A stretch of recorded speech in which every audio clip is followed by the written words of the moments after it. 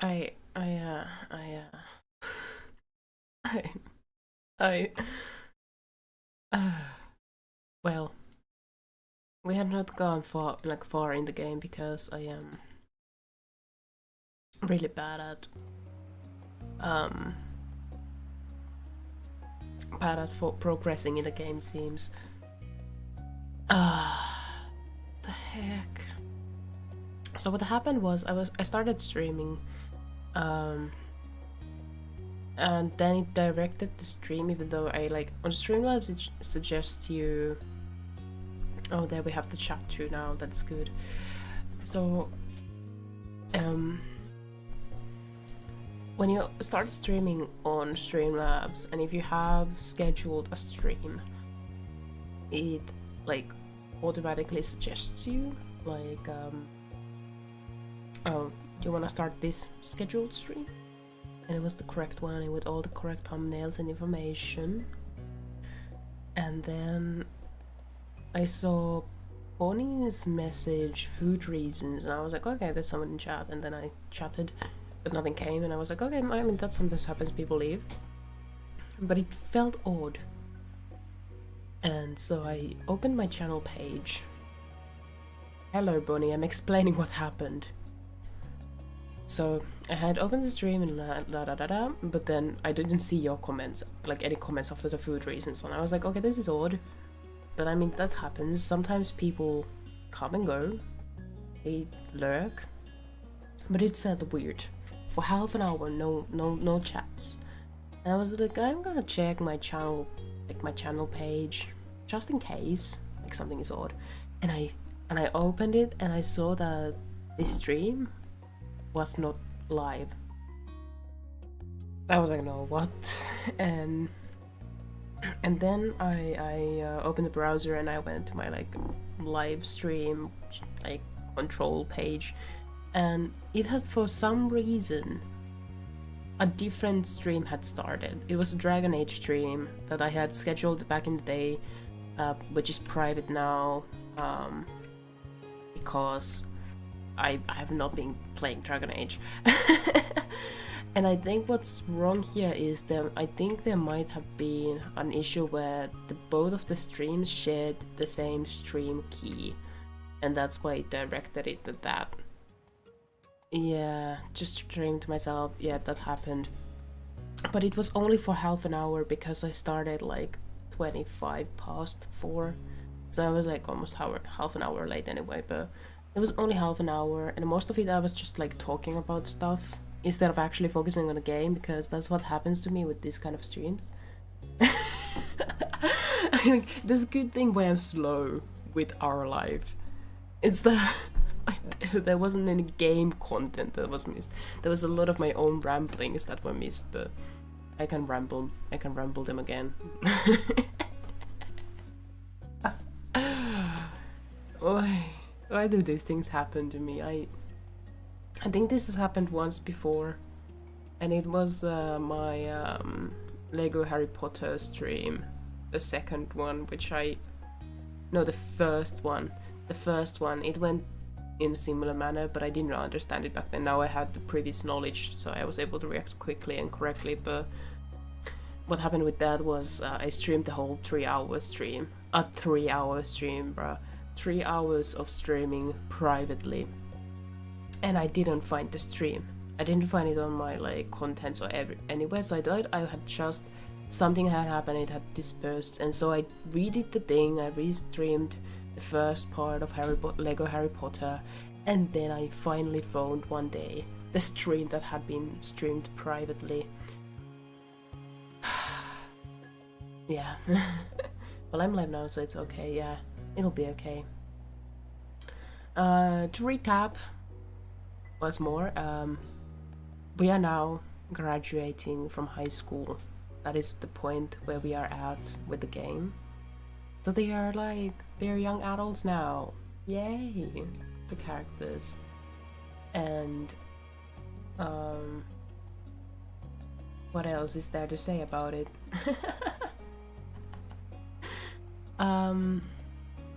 The plan is to stream the first part, like the base part of this high school time, and then do another stream with the memories if this takes too long. We'll see how far this takes. I shouldn't have any schedule related things, so I can stream a longer stream today. I'm also feeling quite calm and I really enjoy the game.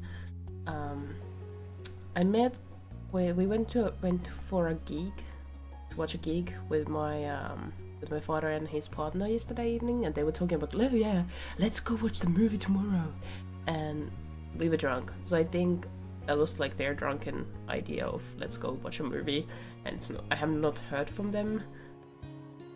So stoked. The resolution?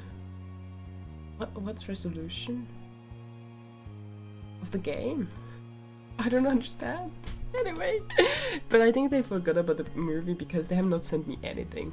So, who was playing? It was this rapper called Asa, a Finnish person, very famous rapper in Finland. He has a new album that was released, so it was kind of gig for that. Let me see. Yes. It's ASA. He raps in Finnish, so if you don't understand Finnish, it doesn't really give you much. But in the early 2000s, for example, he was already like quite a big name. And I thought our stream was the last. I have to play it myself. Oh yeah. No, it's not. So what happened if someone is watching the VOD? The last time I played this game was around the time I had technical issues. So this was like one of the last games I played before my hiatus, so to say. And I was really heartbroken because I have enjoyed this game so much more than I initially thought I could and would.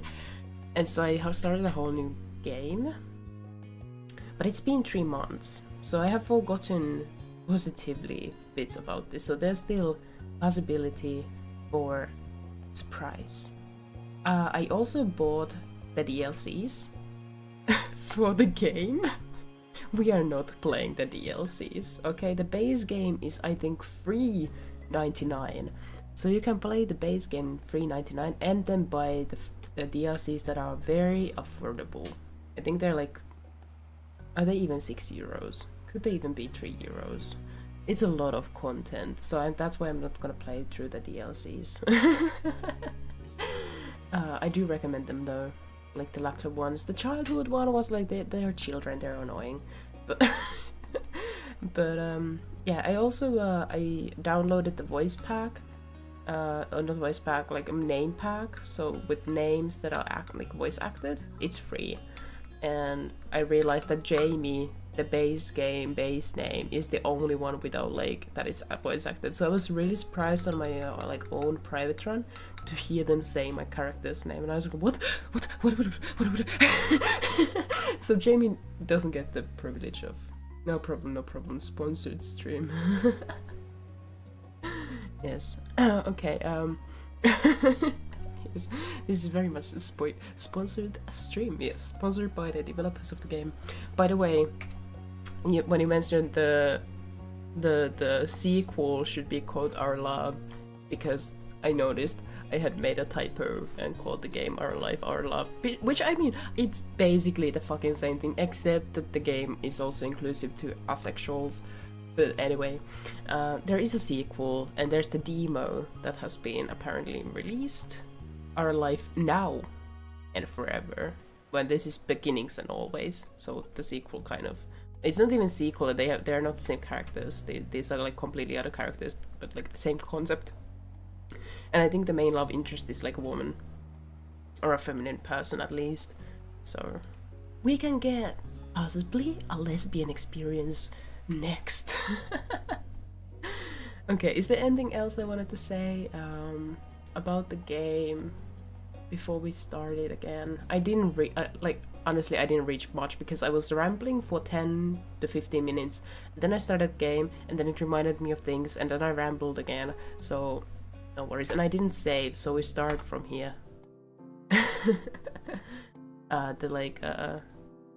Between previous summer and now summer. It'd be such a good sequel name though. It would be Our Lab. They could be like, it'd be, I don't know, what could it be about? Like the struggles of them. I mean, there's so many different ways to end the game. It's kind of, because I feel like Our Life like emphasizing on the choice that you don't have to romance. And it's kind of like multiple choice, so it's really hard to make a multiple choice game sequel happen. So I wonder what the contents would be. Anyway, there could be at least like a demo, like a short demo, like they go for a national park trip or something like that when they're adults. Anyway. The start of classes ended, the relaxed 3 days of summer. It didn't take long for you to get back into the swing of the school year routine. I'm reading like this because I've already gone through these. Schedules and homework became the new normal. Derek wasn't around nearly as much. With school and after school activities, there weren't many opportunities for him to take the trip out to your neighborhood. I find it really difficult to read this text with such strong outlines. Kind of like the first game, but it's about Cove's kid's journey through life. Oh, but then that takes away the choice. Actually, no. It can be like you as a friend and Cove's kid, or your child together. True. That's true. But they can just kill off the player character and be like, Cove became a single dad. I don't know if that could be I don't know if that would be popular game.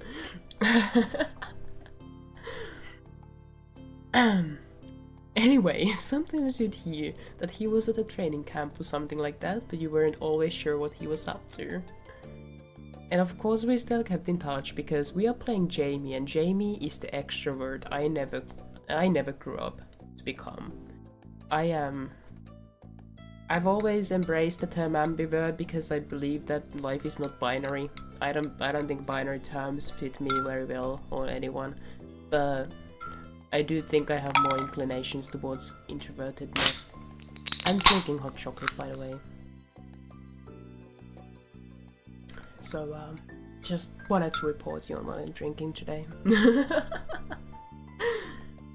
The Jeremy kid. I like it how they call Jeremy the Jeremy kid. I think they should add a DLC where you can romance Jeremy. By the way, I try my best not to spoil what like things that are about to happen in the game if I remember them. Ambivert, never heard that before, but kind of fits me. I mean, ambivert is just like it's basically being normal. Okay, let me look for a definition of it. Because people live in the binary of introvert and extrovert, and then ambivert is just like a person who has a balance of extrovert and introvert features in their personality. It's like if you have that like circle model where you have extrovert and introvert and then they overlap. That's what ambivert is, which is like what most people are. I think. But I mean, people like categories, people like titles, people like to belong into groups, people like to be part of a gang of introverts or extroverts, I guess. So yeah, but I don't know, it just never fits me. I feel like when you think about the binary, if I was pushed to use extroverted toilets and introverted toilets, I would go to the introverted toilets. Anyway, Jamie, our character here, is no, he's not introvert, he's extrovert, painfully so. So of course he keeps in contact with all his friends, even though I personally really wasn't too keen on having Derek there when I was just trying to have all special moments with Cove. Yeah, I know what you mean. Yeah. Anyway, Where he went or what he might be up to was a mystery. Yes, more summers came and went like the waves on the shore, coming in and out. In your second year of high school, someone new started to visit Sunset Bird, a sunny girl named Terry Brooke. About Terry I gotta say, and this is not a spoiler, but I remember her, and I think she contributes nothing to the story.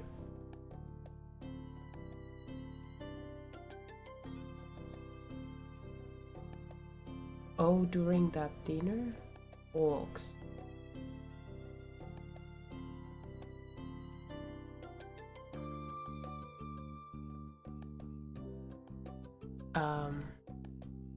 What do you mean? During what dinner happened what?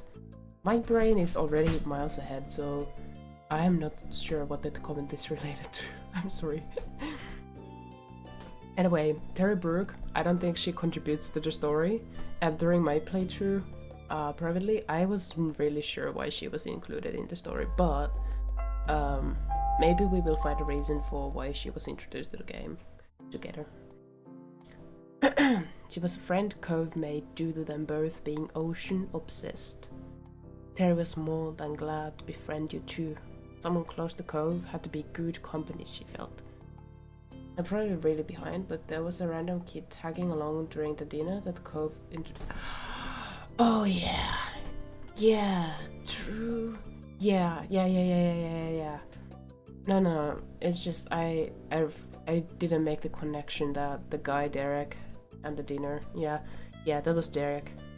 Derek, who was ruining a lot of moments when I was just wanting to have special time with Cove.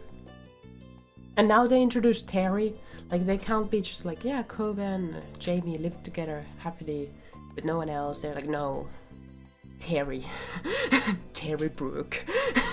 Now we will have Terry Brooke in the game because Derek is gone, and if you want to interact with Derek, you need to buy the DLC. I mean, we can do another run of the game, but with like Derek edition. Why not? I mean, maybe he becomes a decent lad. We can create another kind of Jamie. Anyway, she was more than glad to befriend you too. Yes, because we are good company, because we are company of Cove. You were pleased to get along with her as well, which is false. Terry was tight with another girl who you had known distantly from school for a long time, Miranda Eckert. I don't know if she's Derek's speedrun. Yeah, exactly. We can. Oh my god, that is a good stream concept for myself at least. Derek speedrun. I'll do that. It's not an expensive DLC. This game. See how. Can you see how slow I am? We are like 20 minutes in, and we are not even gone from this screen, from this change between years. We're still stuck here. Anyway, the DLCs are currently on sale, on 30% sale. So if you want the Derek story, you can get it in euros in the price of €2.79. If you want it full price, it is $3.99. It's fine though. It's entertaining, yes. Although I did read like Derek story. How do you call it? Reviews, and people were kind of disappointed by how much we spent time with his family instead of him, which is, I think, in general the game's problem. I think it's gonna be the same as the rest of the game, where I really want to just spend time with this one person, Cove, and then all these other characters are given way too much space. I think it's just the same. Gonna be like there. Miranda Eckert, I don't know if she was in the base game that much.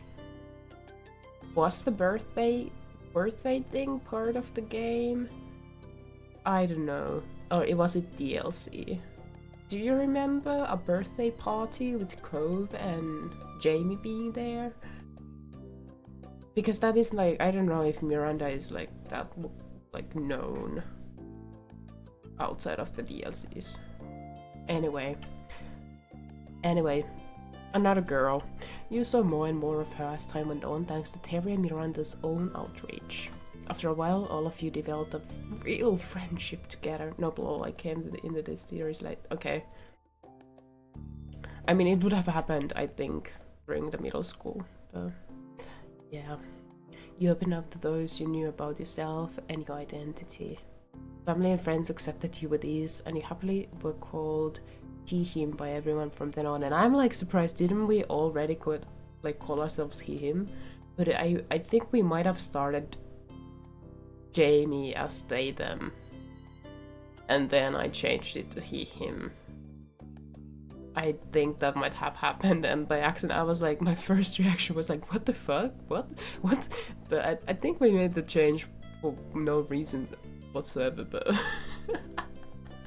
it's cool, we have come out as he, him. Without remembering it, so. As for your home life, the lasts also had developments. Changing laws and public perception countrywide made it possible for your moms to openly wear their wedding rings without questions.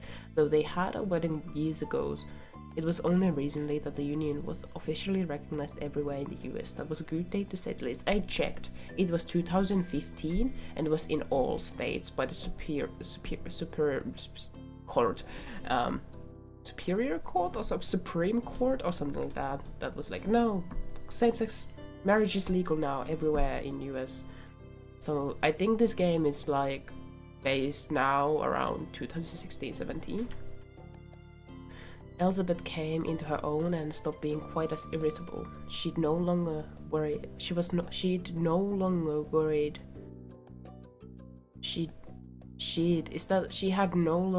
worried about perceived childishness as she grew up. I don't really know how to read that. She didn't even mind being called Lizzie again, although most people used Liz.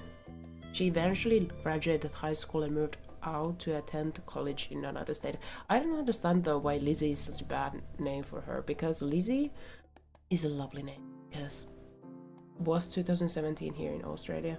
I think Finland was 2008. No, was it 2019?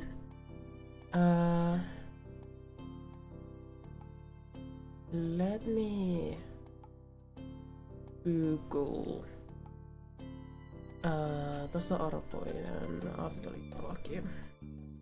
2017, yay! So together with... Is that Austria or Australia? Ours is Australia. Yeah, right? Yeah. What is Austria? Like shortened.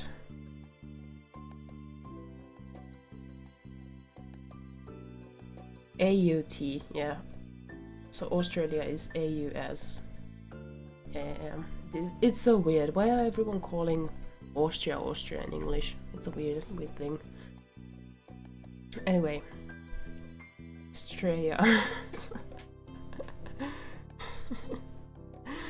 Anyway, Lizzie even graduated high school.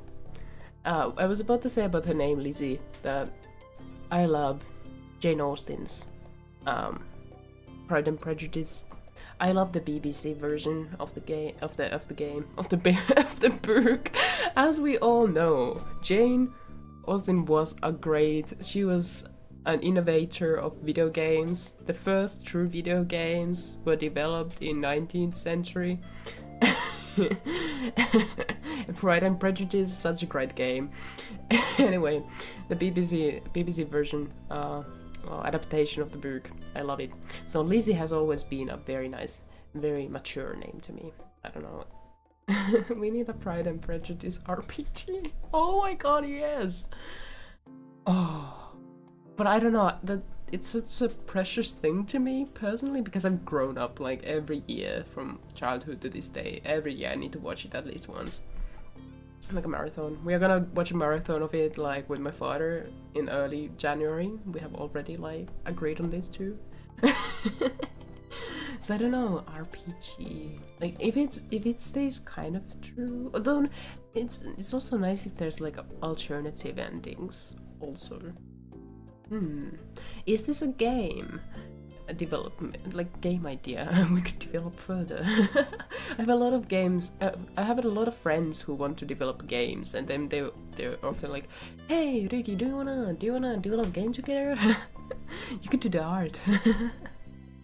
My English thing that I grew up with was poirot. Poirot.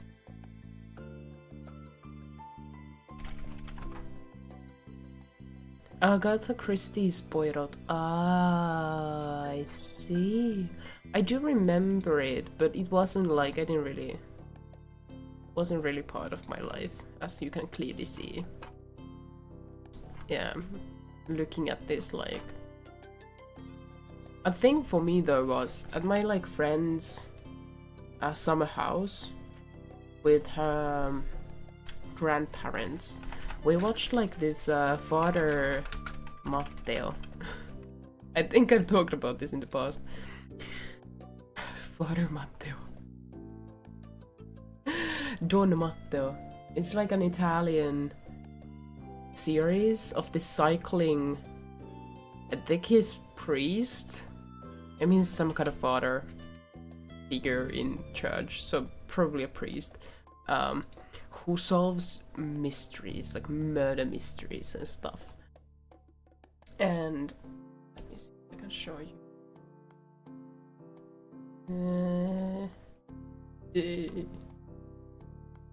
Let me see.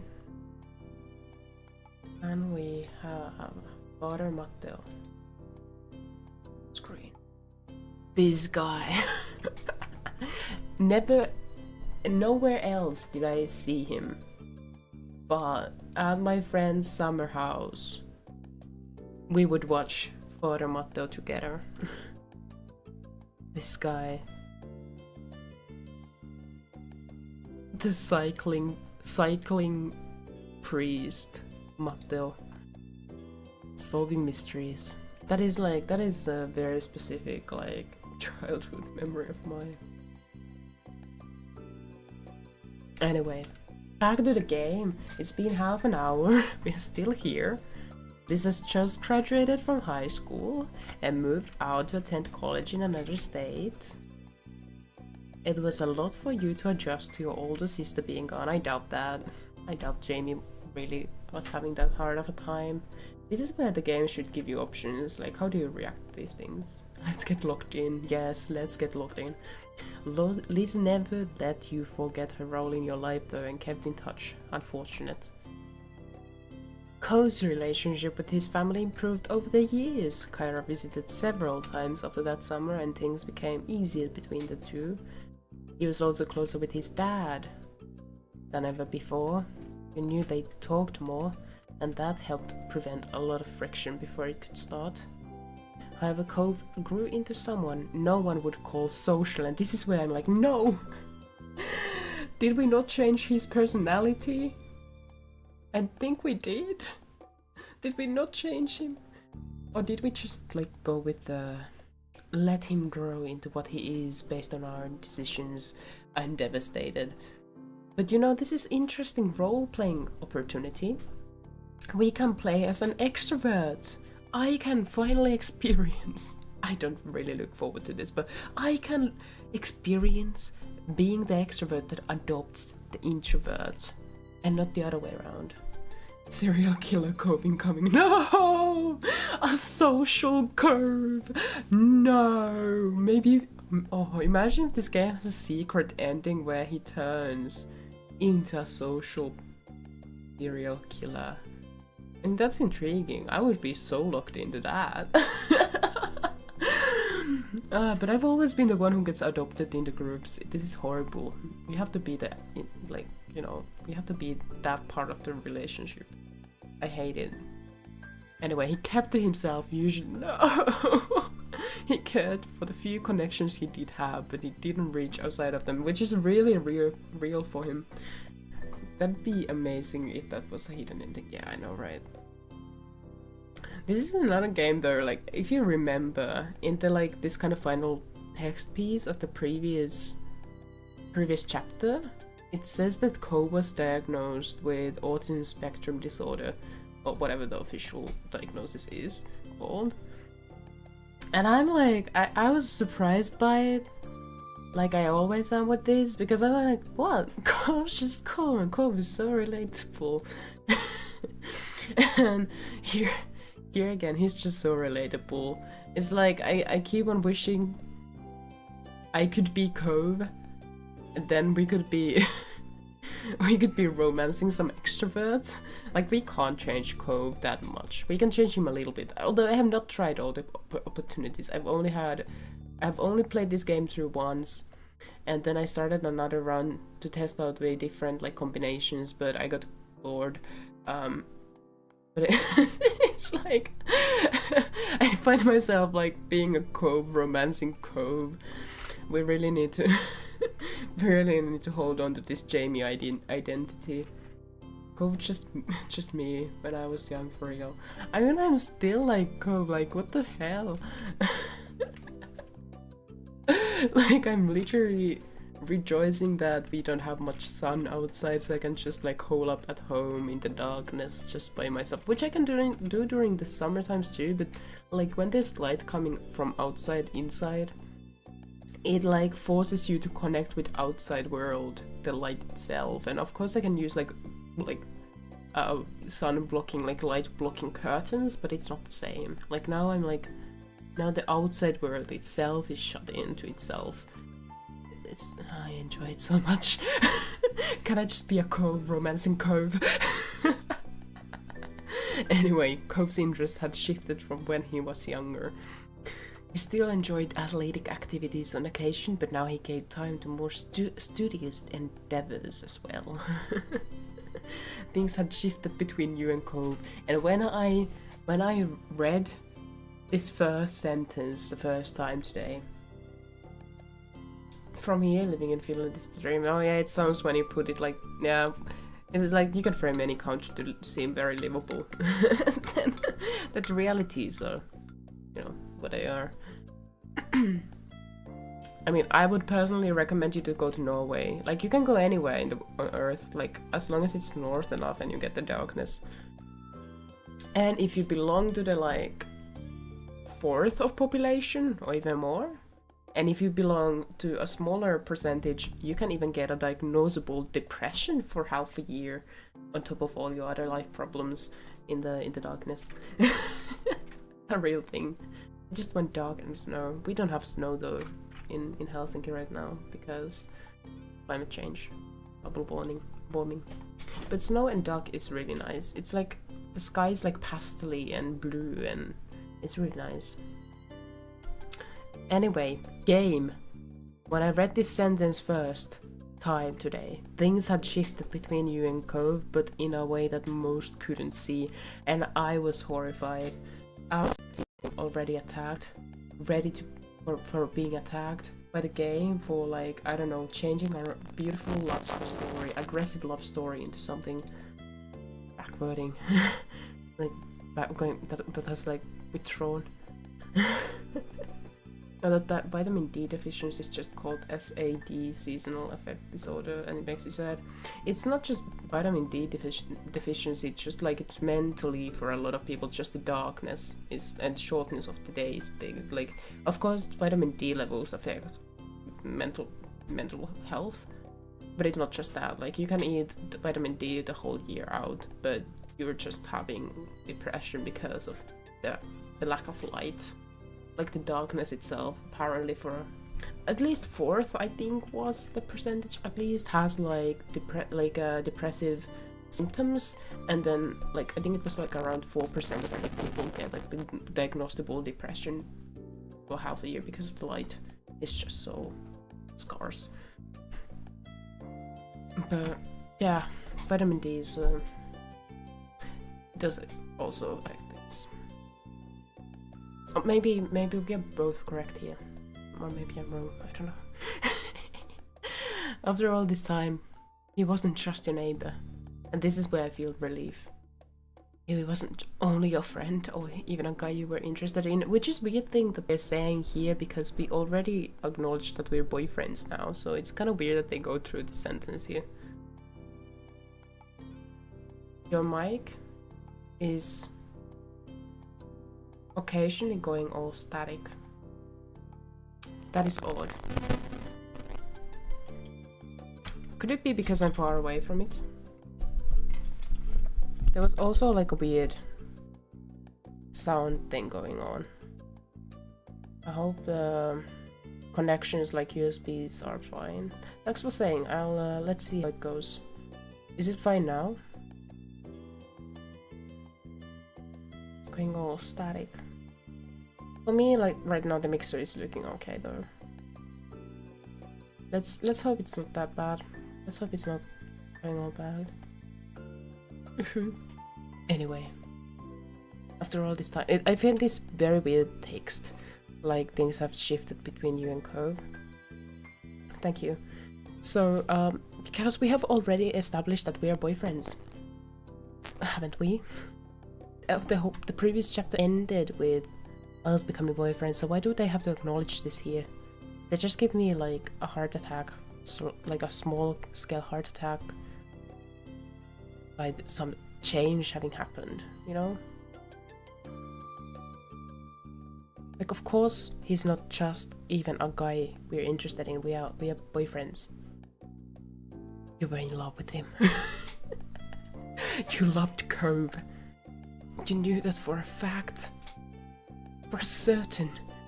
There was no one else you held those feelings for.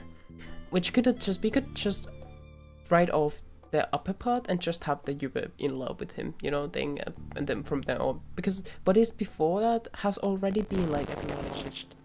Wholesome, I know, right? When I first read this, I was so giggly. This game, romance has weird effects in me. It was strange to look back on it all. The future faded into your present, and then it was simply the past, which is how time moves, yes. Even the most fundamental parts of your life couldn't last forever. You felt that the most pointedly the day you inevitably graduated high school. It was over, and you would not be going back ever again. From now on, what came next was your choice. You would be directing your own life. That was where you were currently. The summer after school had ended, the first summer of true freedom. What used to be a reprieve from the typical was now going to be a first step in adulthood. Which made me think, do I remember my first summer after graduating high school? And I do, and it was not great. I had been a half year unemployed. Really bad place. The summer was not special. I guess if I lived with a parent, maybe it could have been that kind of like a lot of people might have if they live with their parents when they graduate from school, so they're like idle in life. Maybe that could be like a time for breathing, but I was like just economically devastated. I've had dreams about high school for the rest of my life, lol. What? You've been like seriously dreams about it? Is that a good thing, or is that like nightmares? Because that sounds like haunting. I want to find some morning you took in what had become a very special scene. The whole family having a meal together. Your big sister Liz still hadn't lived at home full-time for a couple of years, but she arrived last week to spend the season here since it was an off semester for her. She wanted to make sure she was in town because you had now also graduated high school, so who knew how much rarer these moments would become in the future? You watched on as Liz laughed good-naturedly over a common marmaid. Her Elizabeth-only mindset had only been a phase. Nearly any nickname was welcomed at this point in her life. Strangely, even though she'd moved away, you'd lately felt closer to her than you had in a long time, which I do agree with this sentence. When I lived in Japan, I became much closer to my closest friend, because we actively had to navigate times to like connect, and those like time slots in our calendars were like completely pointed at each other, like completely devoted for the meeting itself, because there's no like it's a rare opportunity. Or when they came over to Japan to spend almost 2 weeks there. Like, it was great. It was just great because that was like the whole 2 weeks was in calendar marked with the purpose of spending time together. Now that I moved back, I was like, hell yeah, we continue from there on. We are now closer than ever and we don't meet. So being too close can be a disadvantage, I guess. Like physically too close. You idly scooped up more of your breakfast and chewed absent-mindedly. And I had to Google what a bolotarian is. Apparently a person who does not eat red meat. I did not know they have a name for the diet. We are a vegan because we can. At the meal, you had reflected that your moms were happy to make food that fit your needs, along with dishes for themselves that didn't. So you often made your own food anyways nowadays. But it wasn't only you who had a diet that excluded certain things, as Liz had been vegetarian for a while. Go, Liz! Conversation had gone on idly, without you fully taking in the words, until your ears were picked when Ma started a bit of town gossip. And so that's how I heard the news. Alright, now stop burying the lead and tell us, what is the so-called news? Ma giggled as she cast a look across the table, satisfied that she had everyone's attention. Well, it turns out that Donald's won't be renting out the condo up the street as per Sunset Bird tradition, for the first time in what must be nearly 2 decades. There is a WhatsApp message, I'll check it out. There we go, okay. I think people just undervalue things when they're easier to put together or make happen. Yeah, I think so too. But I find myself also because of course there's been like life situation related things that have changed. Like for example, my friend is in a relationship again, and during my like time in Japan they were single, so like they had extra social reserves to spend on friends maybe. And now I find myself constantly being like, I can't just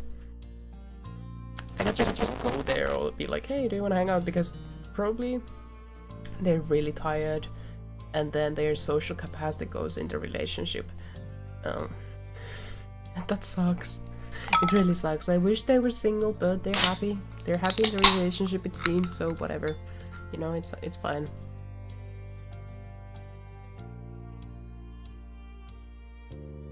It's fine. But it's also like, because now that I like physically can see their everyday life when we meet, it's not just like pixelated picture on the screen. It maybe deepens my understanding of what kind of things are like layered in their everyday life. So, you know, it just makes me feel like maybe I should just give space. Maybe I should just make more initiatives. Maybe that could fix everything. Who knows? Anyway, the mean guys are not renting the condo. A chorus of gasps and shocked expressions were had all around. After the initial shock, your eyebrows pinched.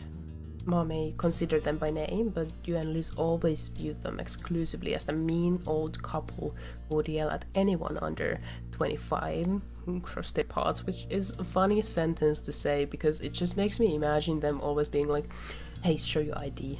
And if you're like 25, they're like, okay, you pass. Like, how can you check the age? Your ma continued on with the story, spreading strawberry jam over a piece of toast as she did so. They've decided not to take big trips anymore. Friends and family will be visiting them at home. That's nice for them, then. Have a good summer, me and grandparents with no grandkids away from us.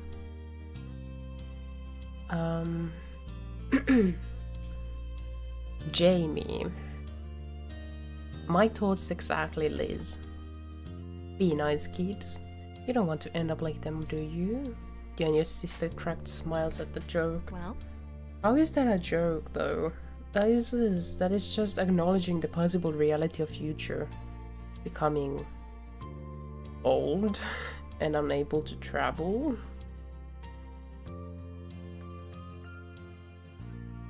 At least they won't be here to yell at my children anymore. And that blunt comment got laughter from all three of you. Engrossed in the conversation once more, you continued to chat with your family until the meal was over. It didn't take. It just didn't take like 15 minutes to get to the fucking officially to the third chapter of the game.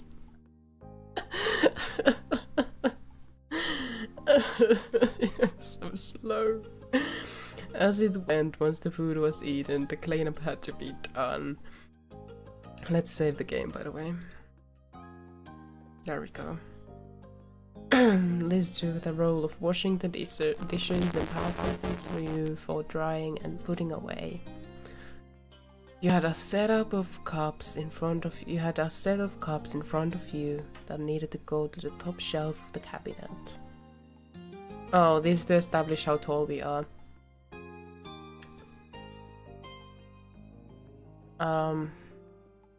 Is Jamie tall?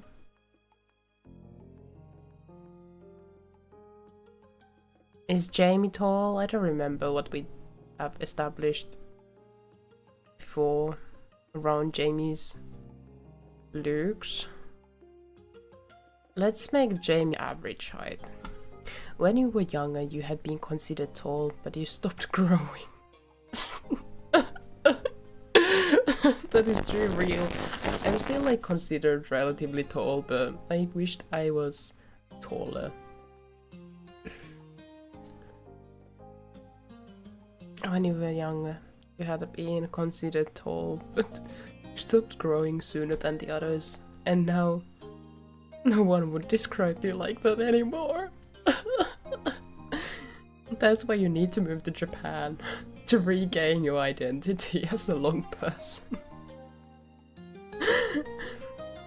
You hoped you might still grow more. That was an unpleasant thought for you. We're average height though. So what the fuck is this game doing? We're average. Like most people, like half of the population is still like shorter than us. Bruh. That was an unpleasant thought for you because in the past it wasn't something that bothered you as much as it did now. That sentence was weird, but whatever. This shook you out of your internal musing by starting up an impromptu conversation. What is average though? I mean, it depends. This is USA, right? They live in, so and we are playing a guy, so USA guy average height. Alright, it's in the fucking feet and inches. 5 feet 9 inches. How much is that in centimeters? 5 feet 9 inch in centimeters. 175 point. A lot of millimeters. What about Australia? Australia guy average height. Why is it? Do you use feet and inches in Australia? Do you not use centimeters? Anyway, you are on average. The guys in Australia are on average 1 inch taller than USA guys. With metric law. Why is it in? Okay, 5 feet 10 inch is 177.8 centimeters compared to the 175.25. And then Finland average guy, we are probably the same height. Average height, guys. Why is this also... Okay, we have like... Okay. Oh, we are taller. We have 5 feet 11.1 inches, which is 180.6 centimeters. So if we were in Finland, if this game was in Finland, Jamie would be 180 centimeters. I consider that like, yes, on average. Japan, average guy height is 170. That's like 10 centimeters shorter.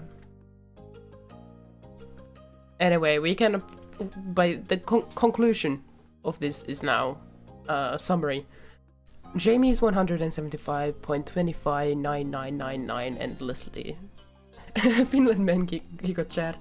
I think Netherlands has the tallest people though. Netherlands average guy height. Yeah, 182.9 centimeters. But let me Google tallest people in the world. Let's see. Okay, maybe that doesn't work. Tallest average height country is the Netherlands. Yay! But they're only like 3 centimeters taller than guys there. Anyway. We know how tall Jamie is.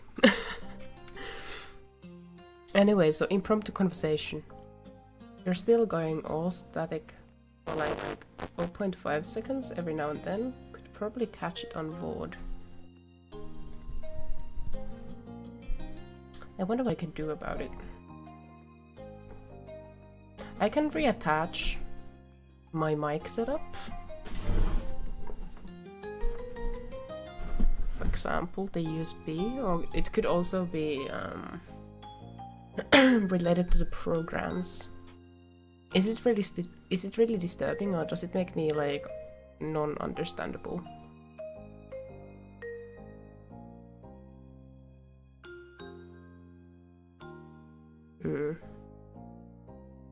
The other time I've had like audio problems that were really bad was when I was streaming Sally Face, the first stream, and that went away when I reinstalled the game. Just something to stop. Yeah, okay, good. With that, it was really bad, and it was the game itself. I had to reinstall it, so could be something with that, or then maybe USB port issues. I'll check it out later. Thank you for telling me though. Anyway, what does Lisa have to say? I have to say, going back for another semester this fall is pretty intimidating. You'd think after the first year or two I'd have a handle on things, but no. I stole a glance at her, still placing cups in the proper place. I guess it's only fair. My first round was pretty general classes, and year one of my architect major was the basics. Was she always into architecture? I don't remember. I remember us having a weird fight about she wanting to play house as Olympic athletes. And that was really weird. Now it feels serious. I have to actually know some things. The laugh she gave was flippantly airy, but the way she scrubbed at the plates held more force than necessary. Why is she telling us this?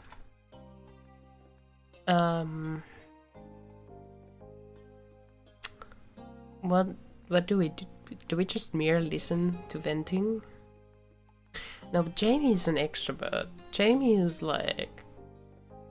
He talks to people. Does he though?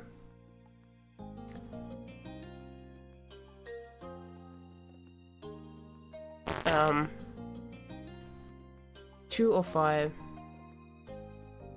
Let's just listen to the venting, yeah. I personally might have gone for the third choice, like, yeah, that sounds really hard, because then that can be like acknowledgement of the struggles, but I don't feel like I want to play a character that is a self-import here. There wasn't much you could add to it. The older sister's mouth quirked into a small smile. It'll be fine, one way or another. Oh. But I'm not trying to scare you away from college, if that's even your plan. What is going on with that anyway? You have had a solid plan set for a long time. You came to a firm conclusion recently. You had kind of a general idea, absolutely no idea. You hadn't even let yourself think about it. It was too much. Obviously we have an idea. We are infatuated with Cove, so we are gonna live with Cove. So we have a general idea. I feel like people tend to, like, I don't know, for me it seems like if one has a solid plan set for a long time, they're gonna be having some kind of difficulties with that. And they're gonna be having a lot of disappointments because things are not going with the solid plan set for... You wanna go with the first? Okay, we go with that. Our solid plan is gonna be, we're moving with Cove and, and live for a long time with a sequel. Okay, let's go with that. That is like the last thing I would say. But it's good. We are pushing the limits of imagination and we are experiencing and role-playing something we are not. You answered the question as much as you were able and willing to. Liz's smile grew more reassuring as you did. You made it through 12 years of full-time education already. You can make your ideas happen, I'm sure. Sometimes it still felt hard to believe your public schooling experience was over in the end. You had graduated at the top of your class. You soared through with high marks. You had to work extremely hard but were rewarded with great grades. You had been an average let's be an average guy. Should we be average? Or should we be excellent? You struggled to reach the benchmarks but made it. You didn't try hard but made it regardless. What should we do? Streamer and chat working together. We are. And that gives us... We are working extremely hard here. So we are being rewarded with great grades. Isn't that true? Streamer and chat together. And you felt satisfied living off there. Yay. It had been a familiar and a fulfilling part of your life, but you were ready to move on. Liz picked up on the silence her question ended up creating. She decided it was time to make a closing statement on the topic. You're a good boy. No, don't say it like that. I'm not a Labrador. I don't know, something upsets me every time someone's saying good boy or good girl or... Well, there's no alternatives really to that. Thanks, Liz. With that, Liz happily passed the final dish away. She waved a soapy, soaked hand as a farewell and moved on to her next task for the cleanup job. You refocused on getting the last pieces put back where they belonged. You eventually moved on to a new chore. Why are we talking about chores? Anyways, interrupted by the sound of your cell phone. Of course we have something beautiful, some silly thing.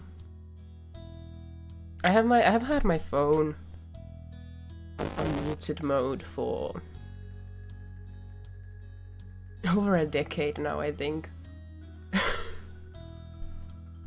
Actually, when I think about it, the last time I heard my voice, like any of my phone's like sounds, I don't remember. But I remember people downloading ringtones, so maybe we could have some silly novelty song. That sounds good. It could be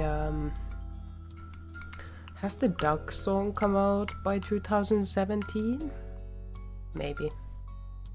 You casually picked it up from the table where you had placed it earlier.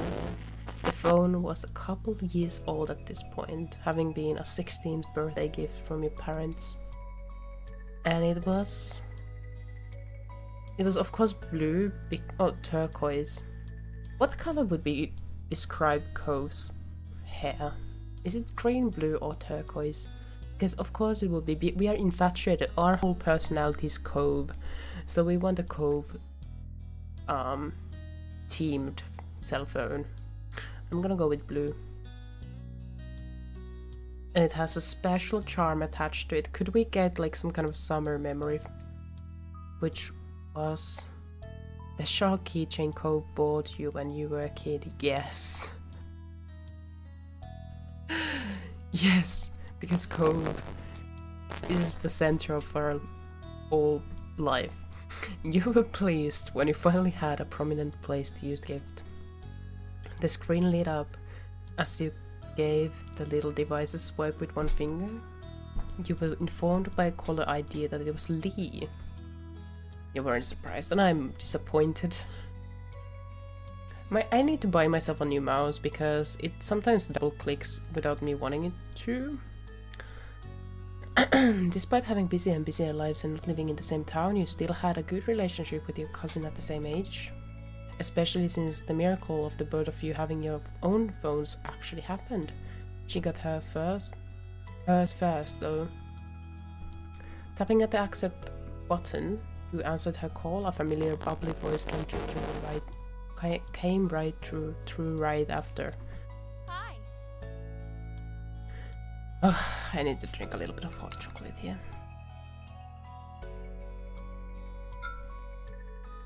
It's not Cove. It's our cousin. We are an hour to the stream and we have not seen Cove yet. I trust I'm not interrupting anything major. Again, my mouse. Only some cleaning around the house. Oh, then you're welcome for my call. A distraction from that must have been desperately needed.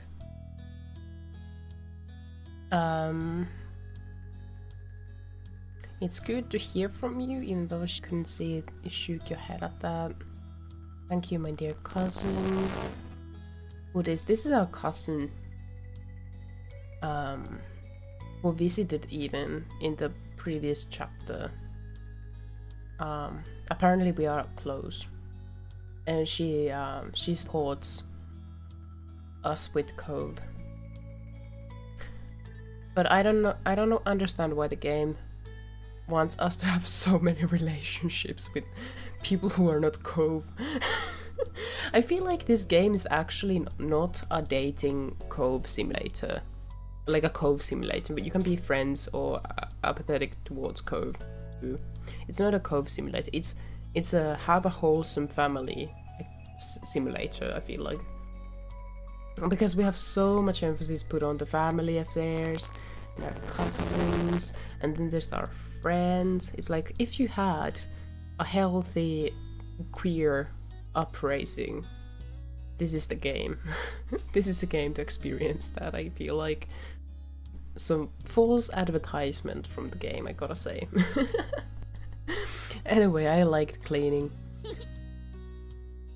It's alright, I can do it later. She giggled and you could hear the jangling of the jewelry she must be wearing. Well, if you spend every moment with Cove, you'd not appreciate Cove as much. That is true, here I am. At the brink of my patience, eagerly waiting to see his face and what he turned out looking like, because it is possible to change Cove's outfits and like how he looks, but I didn't think we did that, so I have no idea what kind of Cove is generated to us. Nothing amazing is happening for me either. I'm bored and felt like chatting. My morning shift ended, so I'm free for the rest of the day. Woo! That's good. I don't wanna work in a game, because in real life work is exhausting. I want Cove to have some stubble. You want him to have some stubble? We'll see if he has. I mean, they are young adults. We are not working in this game. You hadn't started working anyway yet, so you couldn't relate exactly the life the life I'd like to have, not having to work. Unlike you, Lee had started dipping her toes into the workforce as of late. It made keeping in touch frequently even more complicated, but you both managed.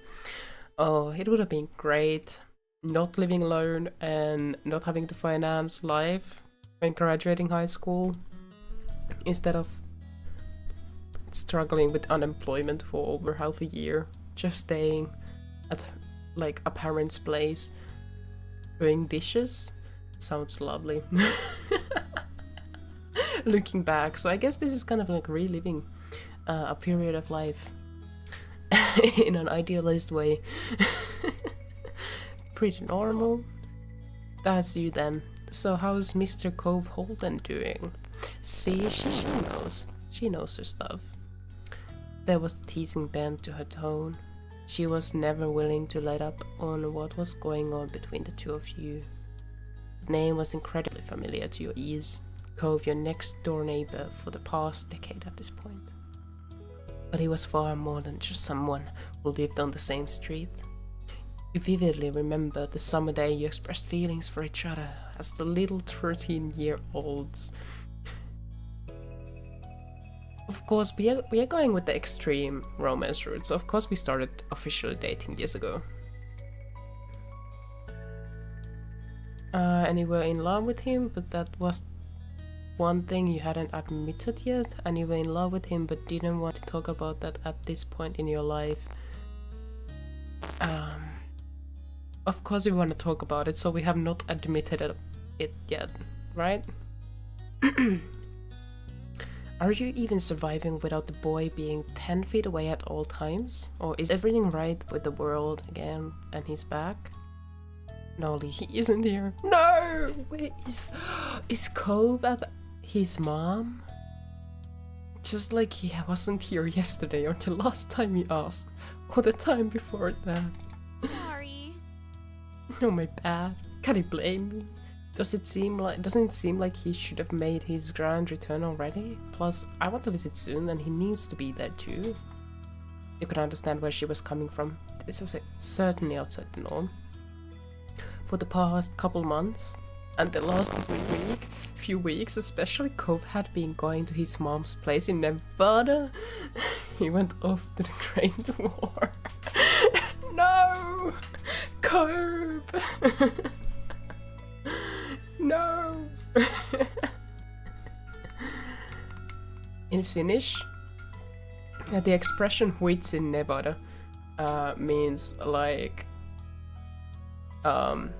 in the middle of nowhere.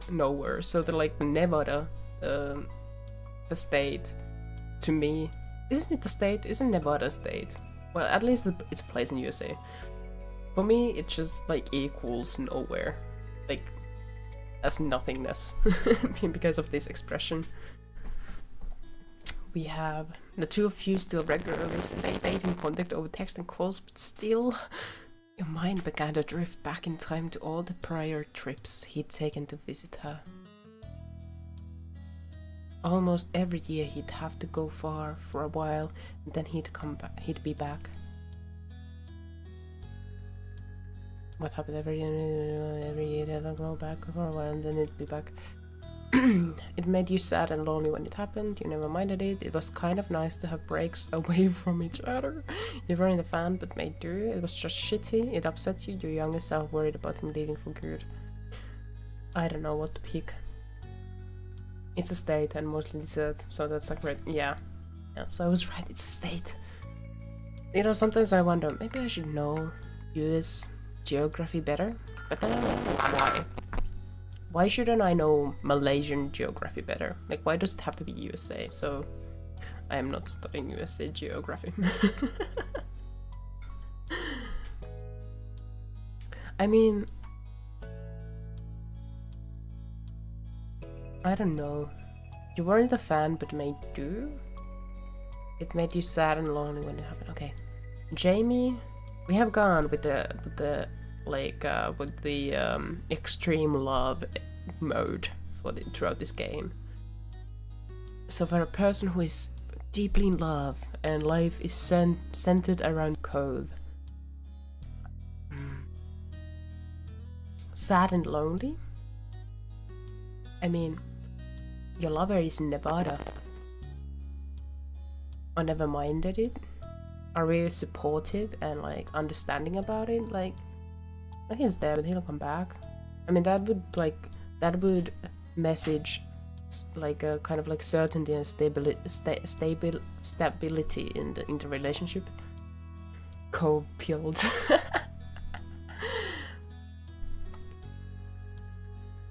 I don't like this one. No, to be fair, if this was self-import, I could actually. This would probably be the uncomfortable reality.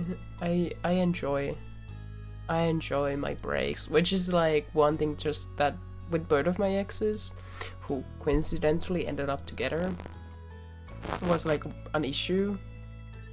We weren't able to navigate.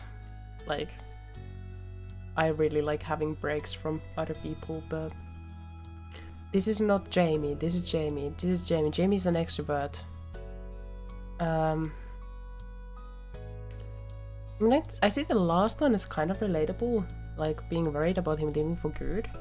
That would be like, maybe our character, maybe Jamie felt insecure in the relationship, but do we want to be insecure? I mean, he has a lifelong, like a long plan. He has planned our lives ahead.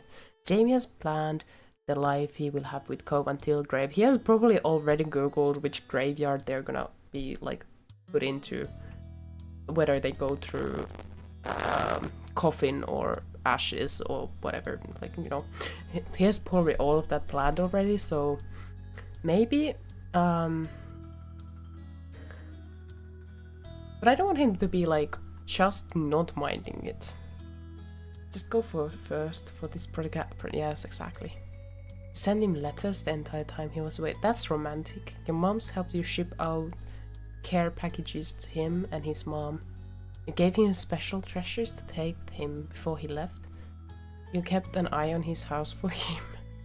That's stupid. You were incapable of doing anything until he was back. Okay, that is... I don't want that. I don't want that. I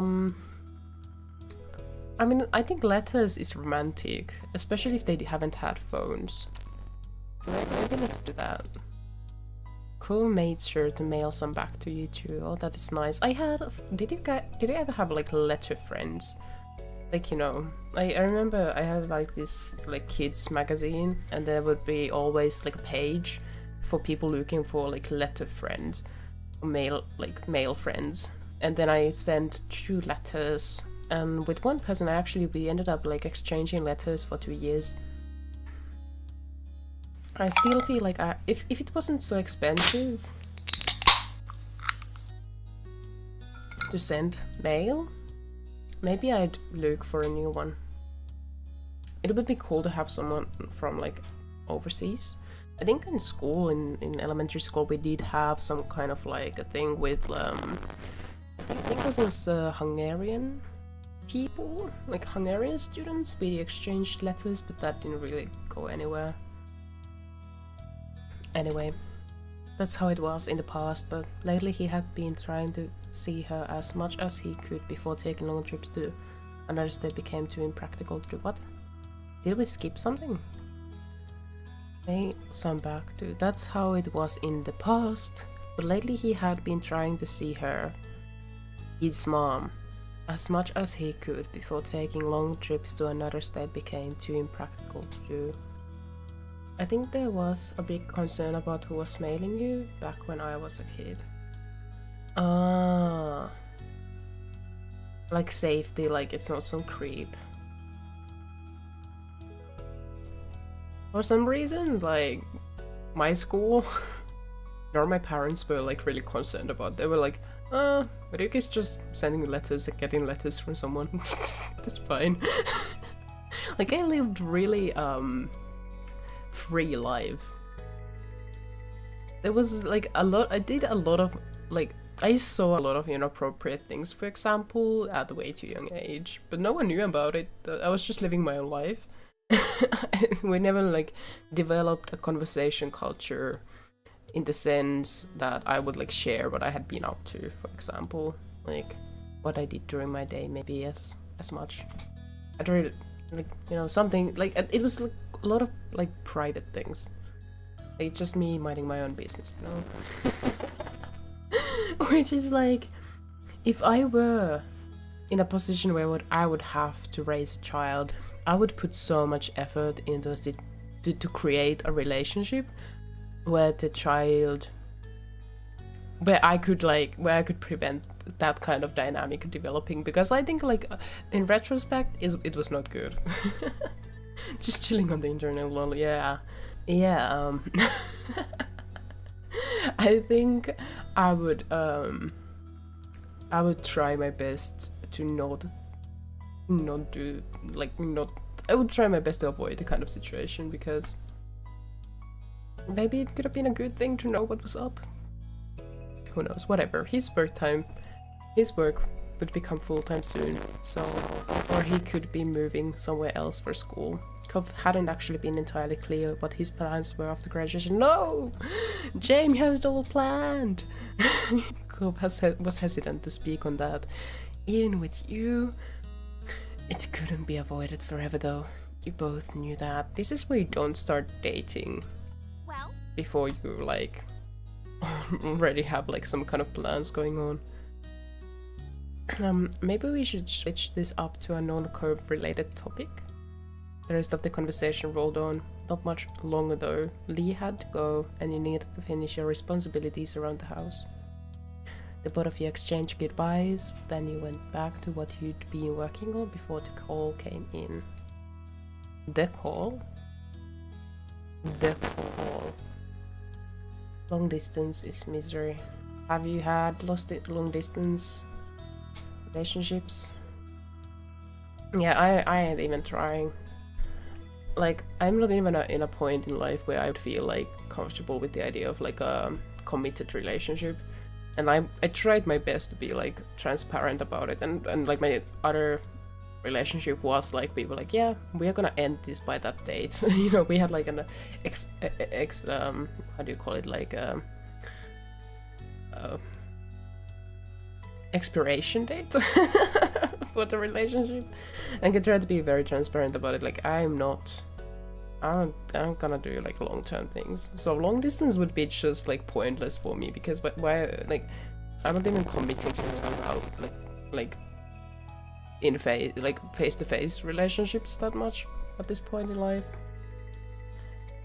The reason is I'm not gonna stay in Finland, so what the fuck would I like go through the misery of consciously looking for a relationship or like cultivating one and then leaving the country. Oh man. Yeah, long distance just sounds really hard. As you wrapped up the last of your chores, what's a call? Both of you had exchanged goodbyes when you went back to what you'd been working on before. Oh right, before cousin called. I was like, the call, like unmentioned the call would come, but no. Yeah, approached by Liz.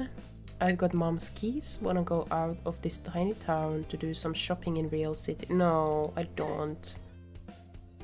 That sounds great. No, Jamie, it doesn't. I don't want to spend time with our sister. You didn't know how to drive. You were glad for that. You still just had a learner's permit. Even though you could drive too, it was her plan. This is a fantasy, right? You had a license but tried to avoid driving when possible. This is fantasy, right? This game. I have a driver's license here. Jamie has a driver's license. Go get your wallet and anything else we'll be applying now. With a nod, you made a quick detour to collect your stuff from your bedroom. Money saved up from gifts you'd received. Making sure you both were fully prepared for the long haul to the largest city in the surrounding area, buckled into the car. LOL. It was a smooth ride there, with light conversation about what shops to stop at and the radio blasting. The trip there breezed by, and in what felt like no time, you had gone from cruising down the road to cruising through the mall. Okay, This had her interests to check out and knew yours. What hobbies and skills did we have as kids? You had gotten into new things since you'd grown up. I don't know, let's just go with what we had picked in the past. I think this is referring to the time we went to eat with Cove's mom. And she asked, like, what do we do? I like it that one of the stores is called Yo-Yo. When turning a corner down new length of the mall, your eyes caught on a little gift store. Your friends and family had recently given you many presents for graduating high school. You realized you wanted to give a graduation gift yourself to give to Cove. You had a gift of your own ready to give to Cove when the chance came. You had a gift of your own ready to give to Cove when the chance came. You really appreciated what you had gotten. Let's go with we already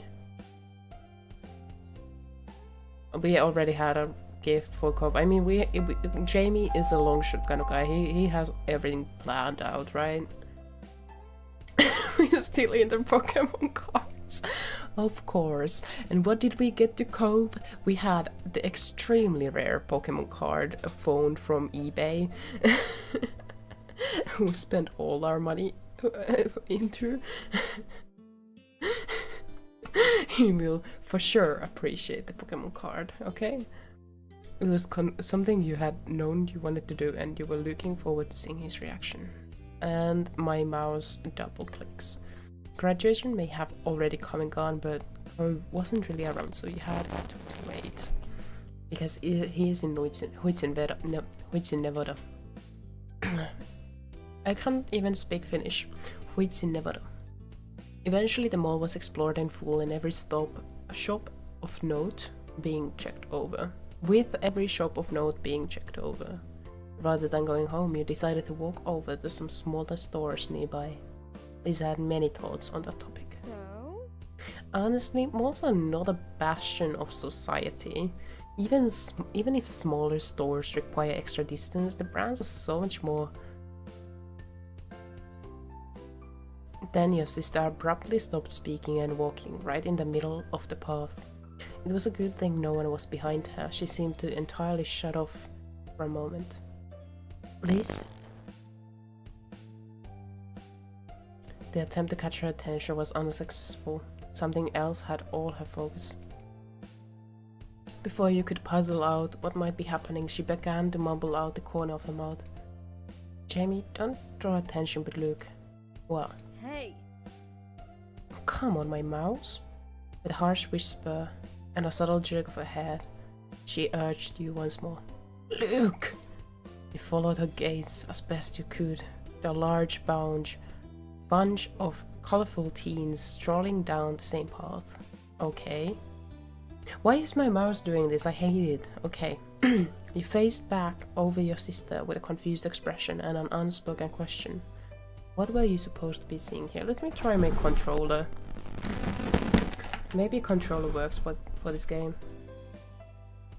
Jamie, doesn't one of them seem familiar? She was practically bouncing at this point. So you looked at the group over again. And this time you saw what she was seeing.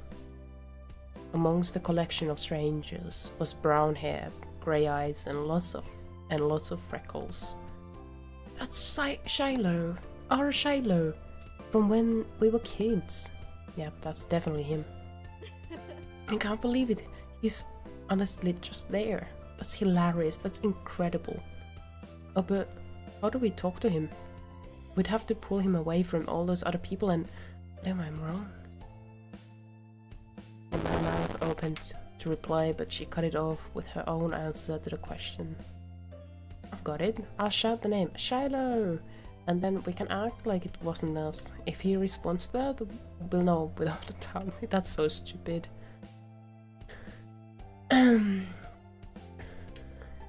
Can't we just try talking with him? Not doing that terrible plan. Why do I have to be the one who watches? Let's try it. Fine. You didn't even know how to react. That is a terrible plan, I gotta say. Just randomly shouting a name. But, 4? 1, 2, 3. Okay, let's try it. Let's try it. Likely without even hearing what you had to say, Elizabeth had to have plan into action. Shiloh! She loudly projected the word across the way, and then put on an act of casualness, turning her head away from the scene while brushing at the skirt of her dress. In a supremely awkward moment, you could only stand there as attention in the area shifted to the two of you thanks to your sister's shout. But of the many startled bystanders who became altered to your presence, one of them was the boy. From a distance, his large eyes met yours. He looked. A white grin took over Liz's face. I mean, he might not be Shiloh. We all know it is Shiloh, but it might also be not someone else who is also just looking. Like, if everyone is looking, everyone could be Shiloh. Every single person in this area could be Shiloh based on that reaction. If that reaction is what you were looking for, like, you know. That is... it's weird. A white grin took over Liz's face. She pushed the brim of her sun hat up and away from her face, while swishing back around to greet her old friend directly. Shiloh!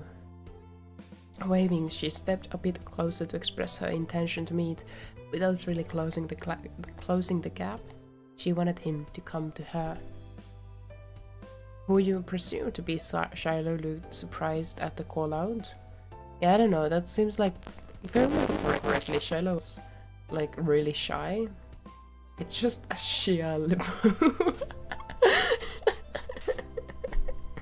Yeah, it's just Shia LaBeouf.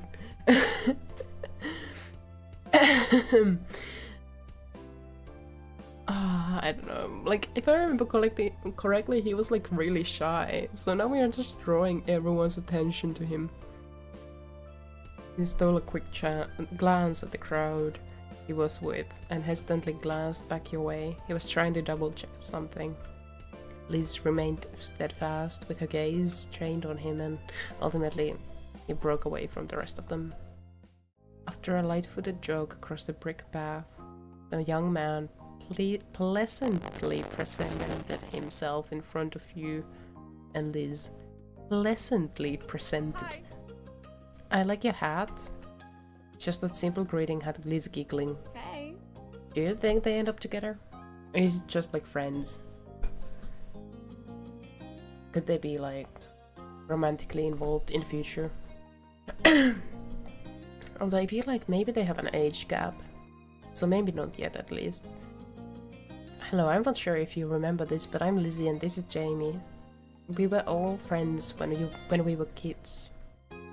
His already wide eyes grew even larger, their gaze darting between you and Liz. His previously chipper demeanor faded into something delicate.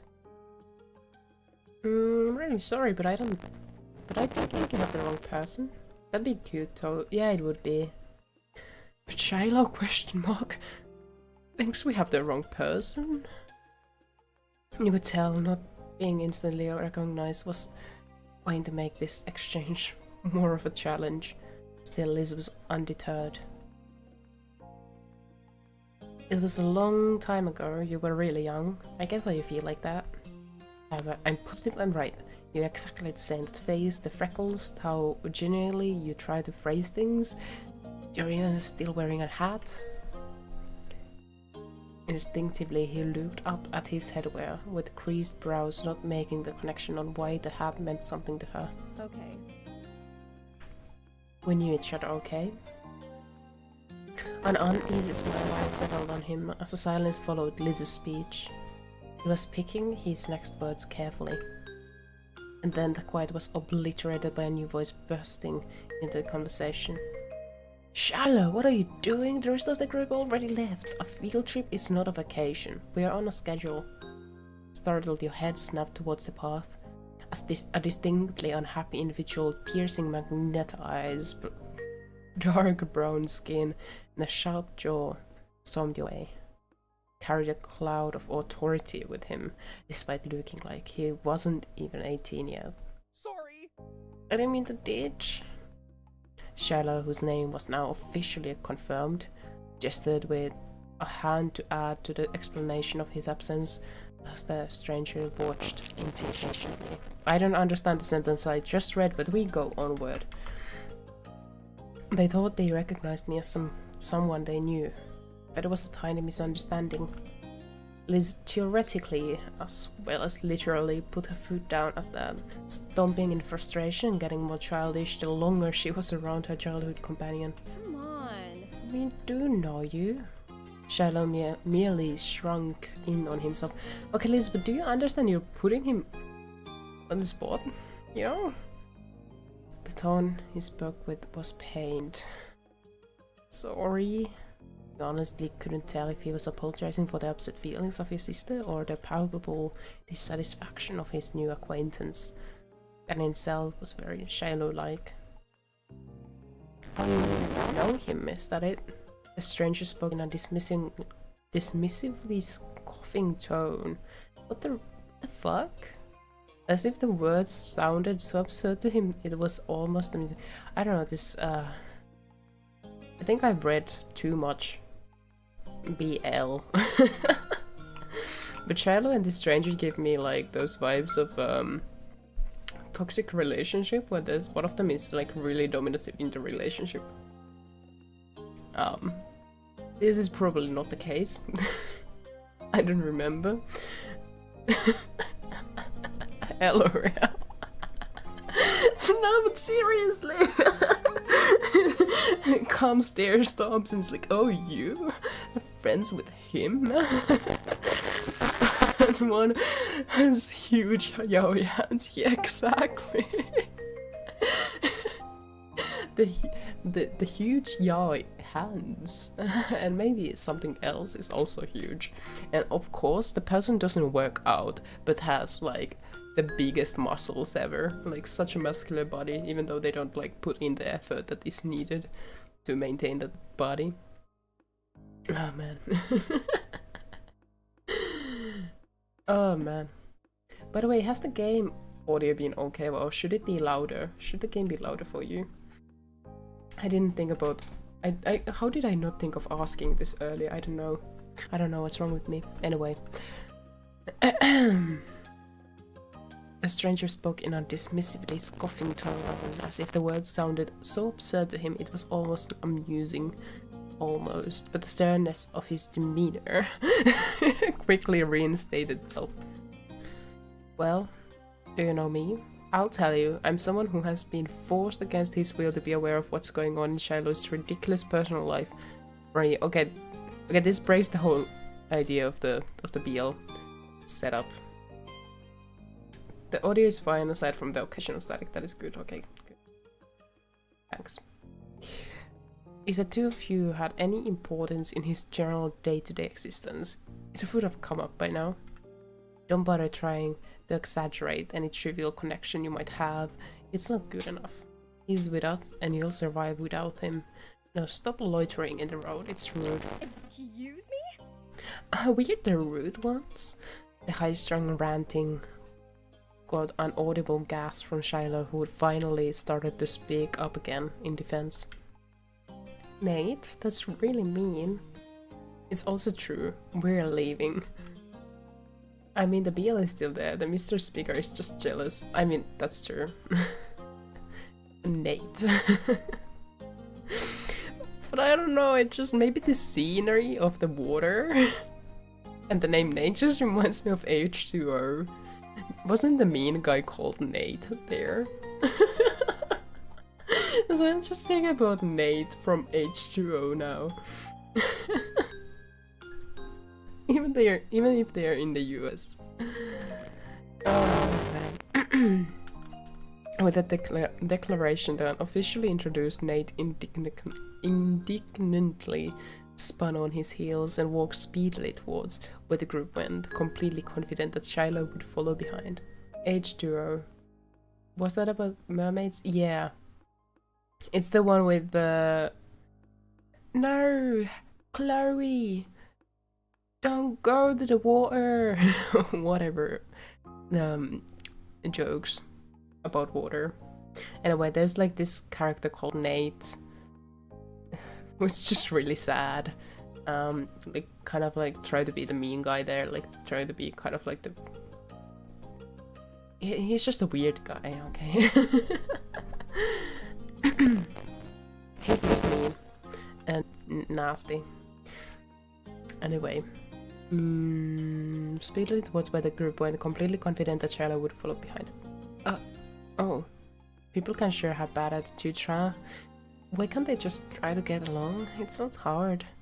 Don't worry though. I bet you won't have to deal with him again. And I'm sorry I can't stay to talk to you, but I hope you have a really nice life. That was an Aussie show, lol. Yeah, it was.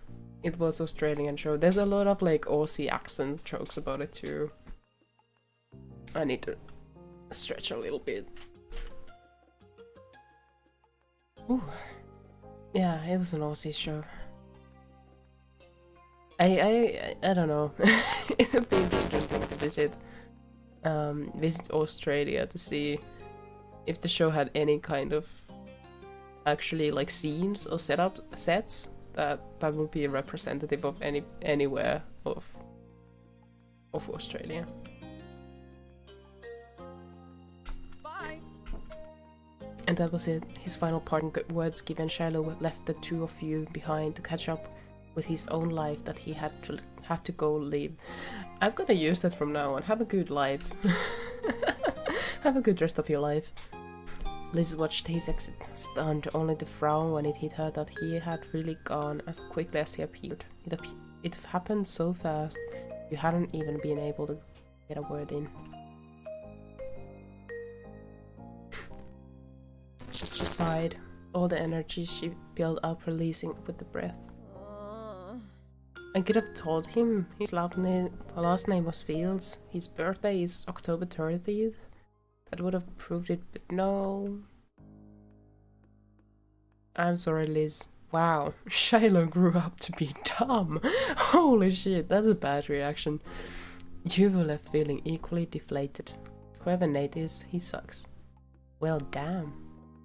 You couldn't help but laugh. I gotta say, we're gonna go with the well damn. We see the BL undertones. You had no other words for what had just unfolded. Do you wanna go catch up with him? Liz merely shook her head, pushing off childish thoughts. I think we can leave it here. Thanks.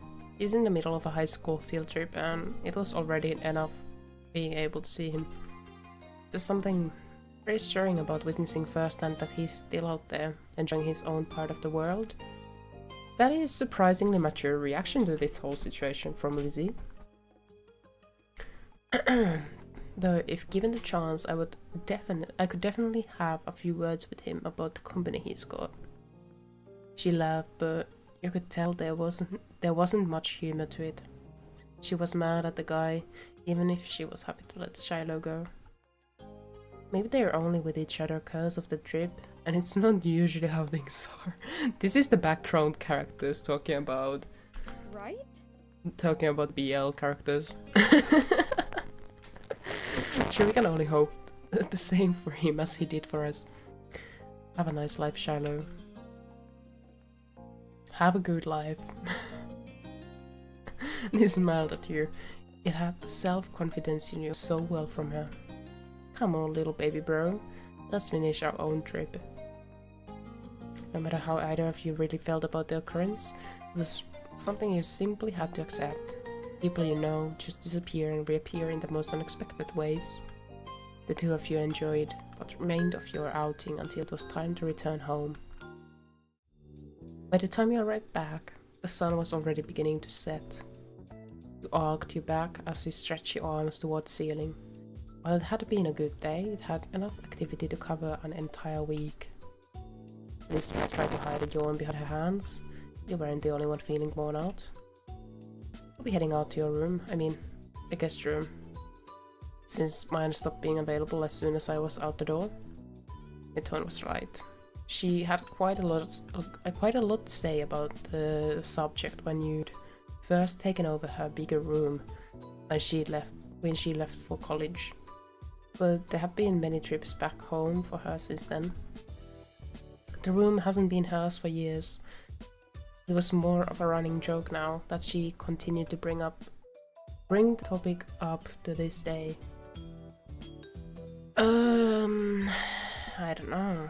Thanks for being so gracious about giving it up. It's a really nice room. Hey, don't you actually sound appreciative? That's playing dirty. A small laugh was shared between you and your older sister. You better believe you'll be back in the guest room when you've got your own place, and we're both in town for a visit. I think this is a sibling kind of thing to respond. Like, we can take turns. Thanksgiving and I'll get Christmas. What a reasonable and mature suggestion. I'll think about accepting it. She flashed her familiar grin, and you couldn't help but feel glad she was back around, even if it was temporary. One is good, yeah. With that, she plodded off to the spare room. You were ready to go. Ready to do the same. Moving into a new space was your first opportunity to decorate from scratch. But does that mean that Cove can't climb through the window anymore? Because with the previous bedroom, he was able to like climb to the room through the window in an Edward Cullen manner. But can he not do that anymore? That is a loss. I don't know if changing rooms is worth it. Whatever. I was thinking the same thing, lol. Okay, of course it's gonna be this is Cove kind of color. There's no extras to lay out. The window is gonna be... There's gonna be stuff. There's gonna be stuff. Beautiful. There's some... I was about to say mushroom, but I think that's like a... what do you call the left painting? A medusa is what we call it in Finnish, medusa. It has another name. Anyway, we have everything here. Beautiful. An amazing room. Although I gotta see what else. Purple. This looks soulless. This is like a soulless room. Extras 1 and 2. This room has no soul in it. This is a sad room. Yellow. Oh, this is also so nice. Hydration. Jellyfish. True. Yeah, jellyfish. You are correct about that. I think this is the most Cove influenced version of a room, so... Oh, but it has only a one-person bed. I mean, if you just, you know, sleep close enough to each other, then it works. This has like a wide bed.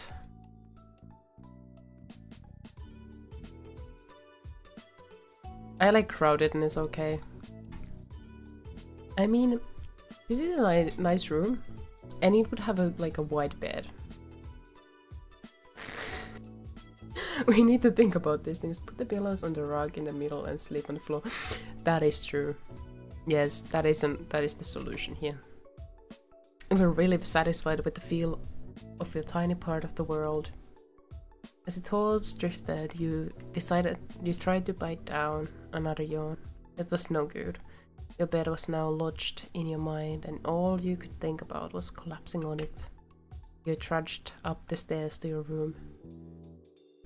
Stepping inside, you closed the door behind you, blocking the rest of the house. When you turned back around, you realized you were not alone there. Comfortably perched on the windowsill was someone very... So he can do it. I don't fancy it. Why that hair? Jamie wakes up and Cove is lying next to them. Yes. I don't know, I don't like the hair. But it's fine, it's fine. We have we have already got into it. I am regretful we didn't change his appearance. Those glasses though. The glasses, do you like the glasses? Do you like glasses? Are you a glasses kind of person? Cove Holden. The shock knocked all words out of you. Surprise? His tone was easy and relaxed. It certainly was a surprise. You like glasses. Well, that is a good thing then. I think it's like sometimes they're like it really matters what kind of glasses they are. Like the frame matters a lot. Like the stereotypical anime I like glasses. I don't like them. I don't like them. I don't know why people like the stereotypical anime glasses. But you know, whatever like goes to your whatever strikes your fancy. Is that how you say it? His tone was easy and relaxed. It certainly was a surprise. You hadn't expected him to be within this state. Never mind your house. He hadn't answered how he had suddenly just appeared back in Sunset Bird, though to be fair, you'd been too astounded to actually ask the question. Whatever floats your boat, yeah, exactly. Thankfully, Cove took the hint from your stunned expression and began to explain. So... I got in about 15 minutes ago. No one was home, so I figured I'd come the usual way. The window. A small smile had formed on his face. That's not a small smile. That is a wide smile. That's a teeth smile. You were still staring at him, unable to blink in case he disappeared. You could still barely believe that he was really there, mere feet away from you. I have my bags in your backyard. I hope that's alright. That was when you truly understood. Both had come straight to you upon getting back to town. Oh, how lovely. You were his first port of call, taking presence above all else. Even though you hadn't been in when he called, Cove had ensured that he'd see you at the earliest opportunity rather than allowing his plans to change. Bashful is like shy, right? But we are Jamie, so we ran to Cove. Jamie runs. Every second away from him was a moment too long.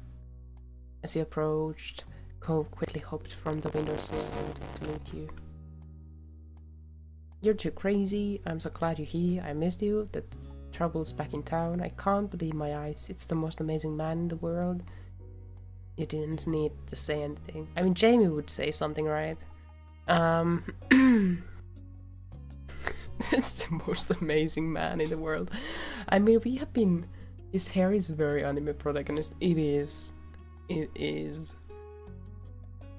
The most amazing man in the world. I mean, we have said so much embarrassing stuff as Jamie. I think this fits Jamie. You ruffled his hair, you wrapped him in a gentle embrace, you pulled him into a bone-crushing hug, jumping into his arms, you smiled at him and kissed me. Of course we kiss him. We have been boyfies for years now. Cove then ducked his head, as if trying to dodge your overwhelming compliment.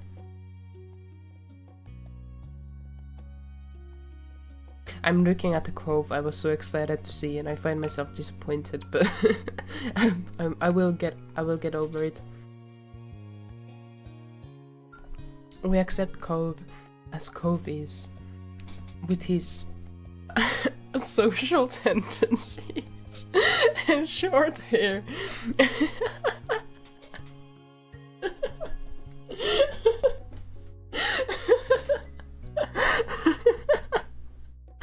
It's fine.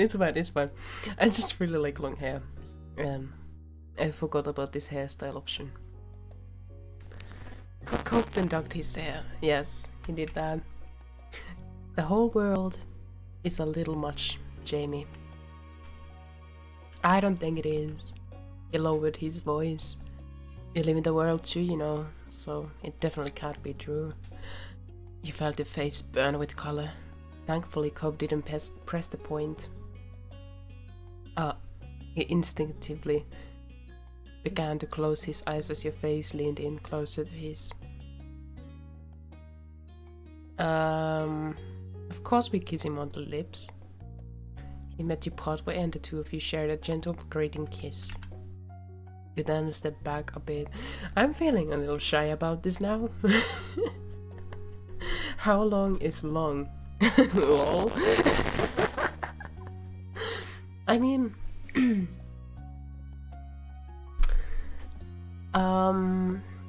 long enough to make at least like a part, like I don't know what you call the hairstyle. I'm not really like I don't know much about like hairstyle names, but at least parts of it could be like put on like a man bun kind of thing. Like they could be like loose strands in front and in the neck. At least that. I'm imagining Cope with like Sephiroth hair. Sephiroth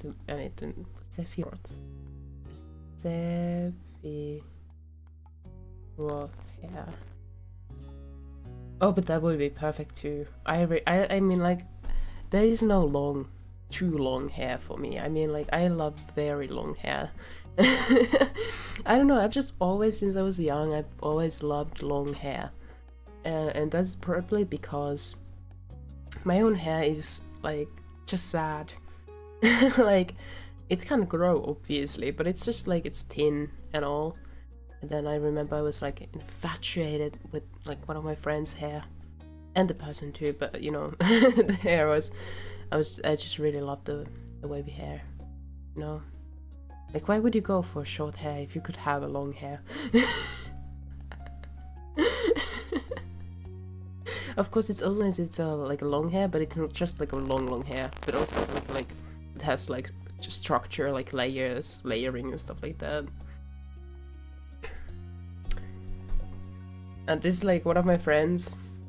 They really like their boyfriend with short hair, and I'm constantly like trying to corrupt their boyfriend, being like, oh no, you should grow the hair back, because he used to have a long hair and looked really good on him, but we'll see. Maybe one day he will grow his hair out again.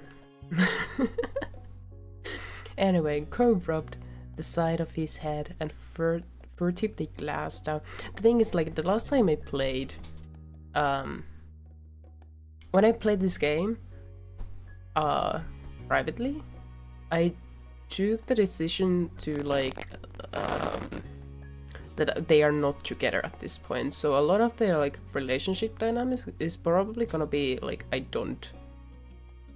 like, it's something I have not experienced though. The man bun style looks nice. Man bun styles look always nice. Man buns are great. Unfortunately, I guess my face, I don't know, this is just my opinion. I think someone else would disagree, but I feel like man buns maybe don't fit my face structure, maybe. But I like looking at them. I like looking at man buns. Yeah. Anyway, so I have not played the game before in such aggressive romance manner, so this is gonna be making me very shy this run. Though he couldn't help getting a little nervous still, he was beaming. I missed you. Oh my, even if he hadn't said it outright, would have gotten the message from his body language. Ko was grinning widely, his raised cheeks blurring his eyes, which gleamed like hidden gems. But he looked at you as if you were the most exciting treasure of all. That is way too, I don't know, straightforward. How was the trip?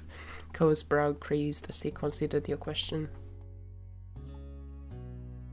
He leaned in and kissed you again. I don't know how I feel about this art of him kissing us, but whatever. After a long moment, he broke the kiss and tilted his face back just enough to speak, but not so much that your forehead stopped touching. Bro wants to dig in. I hated it. Let's never be apart again, okay? Ooh. It's really nice to visit this kind of clinginess in games. In real life? Itadakimasu. How does it go? Would you like to eat? Would you like a bath? Or would you like me?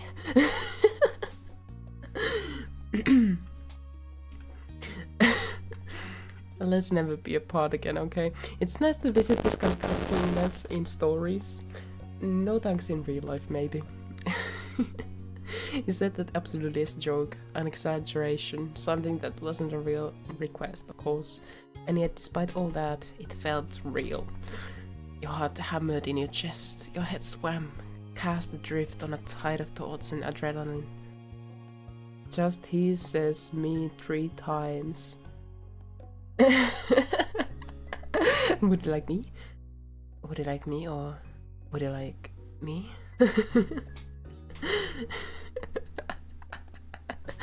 Itadakimasu. Cove smiled, as if offering a silent apology for his sudden onslaught of tenderness, but he let the words proudly hang all the same. He could have grown his hair out like his father's. You know? His father. Cove's father. He's got the charisma, okay? I don't know, I just really like his design. It's the long hair. Cove told you about how his trip back had gone. Soon you'd even recovered enough to actually listen. His mom was doing really well. She had a project in the works that she was thrilled about. As a result, Cove was going to be sticking around in Sunset Bird for the time being. Things were settled, as much as they ever could be. With Cove back once more, you felt at ease. We know Ryuki's type now. No! No, seriously.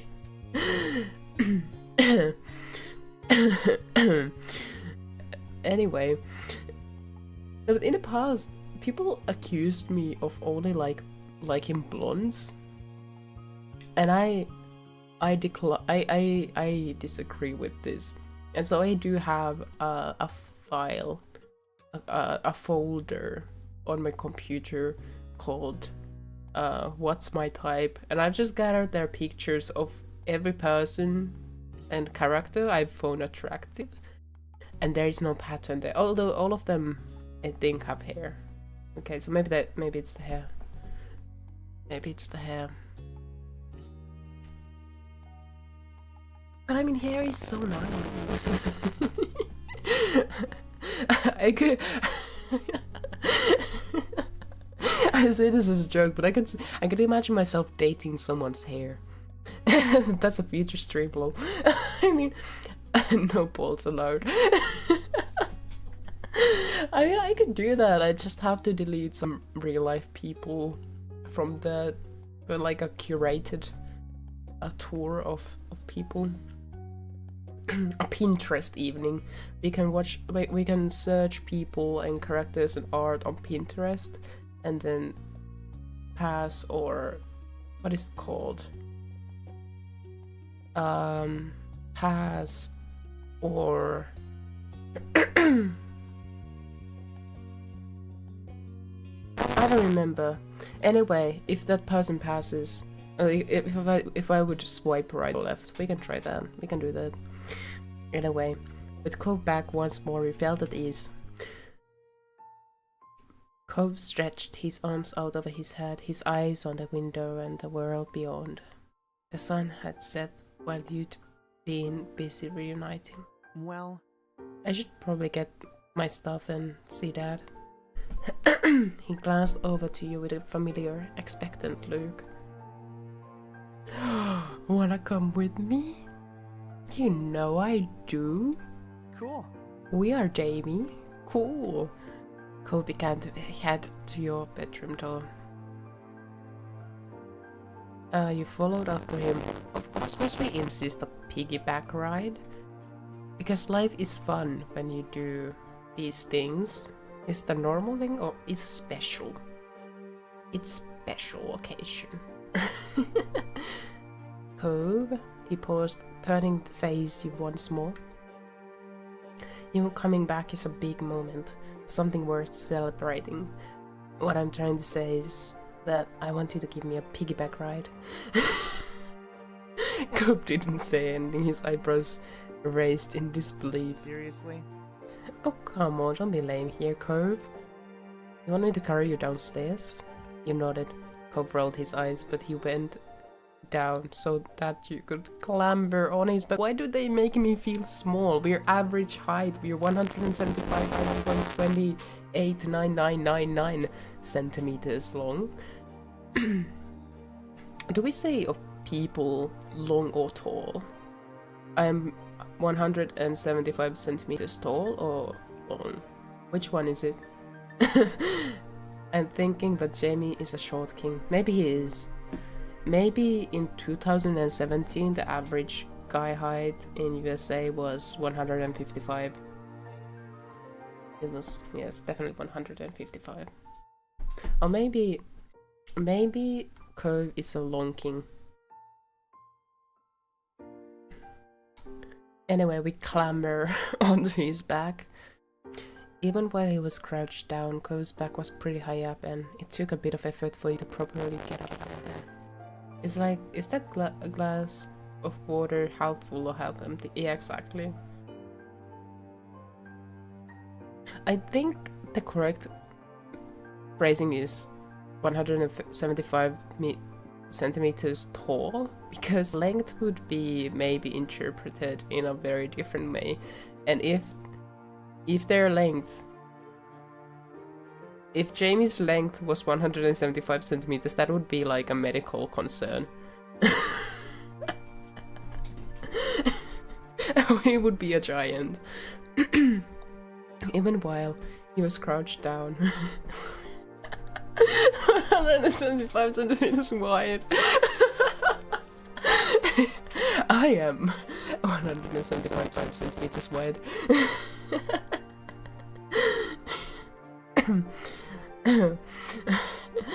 Does that mean we are all also 175 centimeters deep?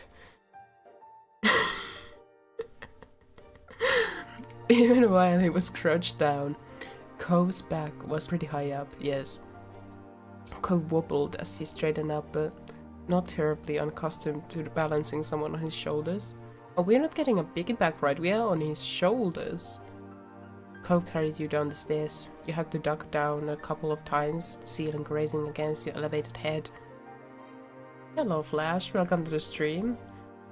It's going nicely. We are finally reunited with our bold, not bald, but bold, asocial, short-haired boyfriend.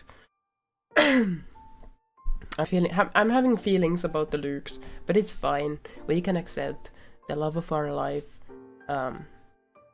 as he comes, you know. Cove carried you down the stairs. Yes, safely reached the ground floor of your house.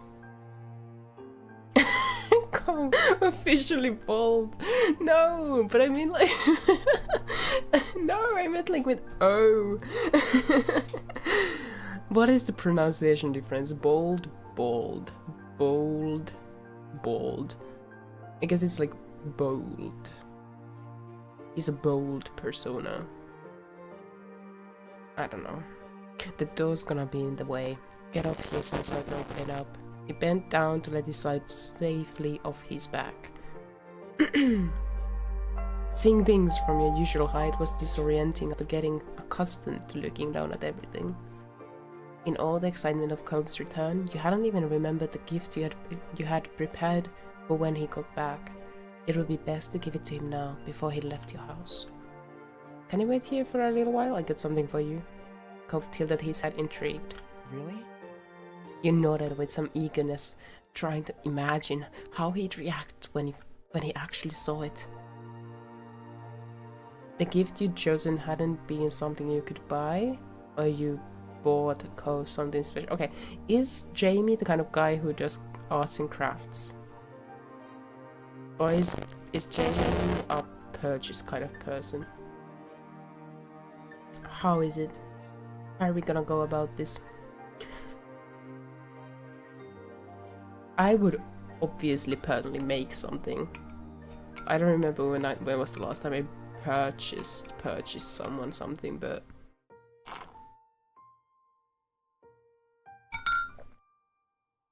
maybe I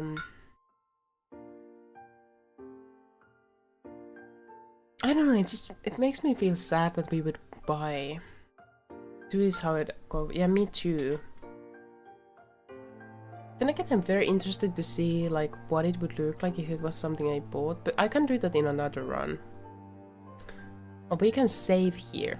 We can see what it is. No, guys, so much time. We are just gonna make the gift. It is the ultimate gift, you know. It was the orange shell he'd been entranced with since you were kids. A white poppy from the hill behind your house, or something you'd made yourself. This is the graduation gift, right? It's not gonna be some fucking flower. It could be the shell that could have like some memory in the past, but I remember what it is if we go with the lowest option, so we are gonna go with it, you know? Jamie would have just bought him some Rogaine. What is Rogaine? I was talking about this with my father yesterday, like, I just don't understand any references ever. Rogaine. Like, one would think, like, as a streamer, a person who streams, I would be, like, at least partially chronically online, but I spend really little time, like, outside of like my video essay bubble. What the fuck is this?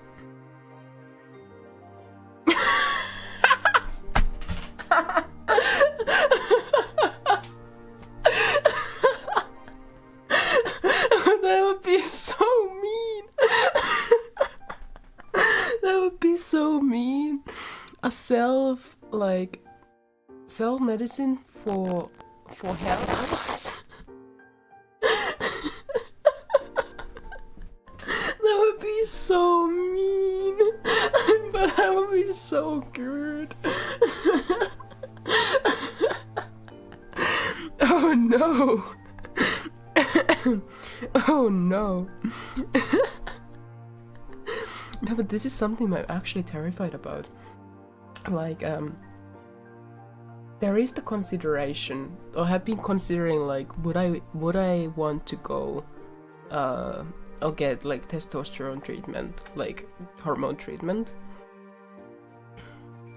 And hair loss is like the only thing I'm like concerned about. I doubt I would lose my hair, as no one in my like immediate family has lost their hair, but it is a possibility. That would be so sad. Is there gonna be a day when I myself buy Rogaine? Anyway, we made something ourselves. Anyway, how is your day going, Flash? How is life for you? How is life for you today? Has it included Rogaine? You rushed upstairs to collect the gift you had made for him. It was the end product of hours of labor, including thinking about Cove, what he meant to you, and what would bring him the most joy. I just got up, so I'd say it's going good. That is great. That is excellent.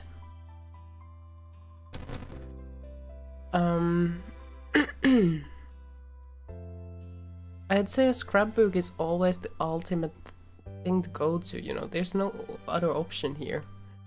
Your heart skipped a beat as you picked it up, excitement growing as you looked down at the scrapbook. You hurried back down to Cove, which I feel very mad about. Like, Cove just gave us a piggyback ride and it's a special occasion, and here we go and ruin it by going back upstairs again. You carefully made the trip back down the stairs. Cove looked at you as you approached. Not wanting to put it off any longer, you hopefully held out your gift to him. I'm just thinking about the Rogaine. That was such a good joke, Bonnie. It's a scrapbook. Cove's eyes widened as he took it in. You didn't even wrap it up? Right, it's the best part when they like slowly open the present, like, you know, wondering what is it, and then they open the wrapping and then they see it. Cove's eyes widened as he took it in. That's... Did you make that for me? His words were faint. I did. Cove smiled, blinking rapidly as he shook his head. You went to that much effort? He grinned, tearing his glossy eyes away from your present long enough to look at you. A great presentation and surprise make it better. Yeah, it does.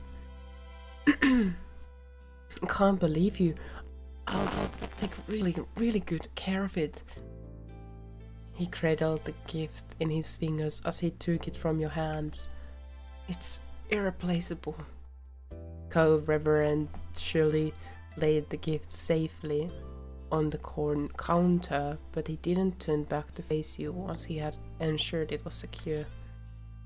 Though his face was angled away from you, you caught his eyelashes fluttering as if batting away tears. His throat bobbed as he swallowed bubbling emotions. You knew that Cove would be sentimental, or could be sentimental. The gift and all the memories and feelings tied up in it seemed to have taken a toll on him. When he began to sniffle, you felt the need to reach out. Cove? I can't. It just... Jamie, I don't know what to do. He forcefully scrubbed at his eyes, like he was trying to push the tears that threatened to spill back up. Oh, Cove, it's okay. Do you need to cry? No. Nevertheless, tears had begun to spill down his cheeks. Even as he wiped them away, more took their place. Thank you. His voice quivered as he spoke. Cove reached out. You gladly stepped forward to meet him. He laid his warm hands against your cheeks and brought his lips to you. You kissed Cove until the need for air finally won out. Yet spinning, you were glad for the security of Cove's hands. Even after their lips had parted, Cove remained close, his hand still framing your face. That would be the ultimate worst option here. You're such a great baby, so we are not taking that. Oh, hydration.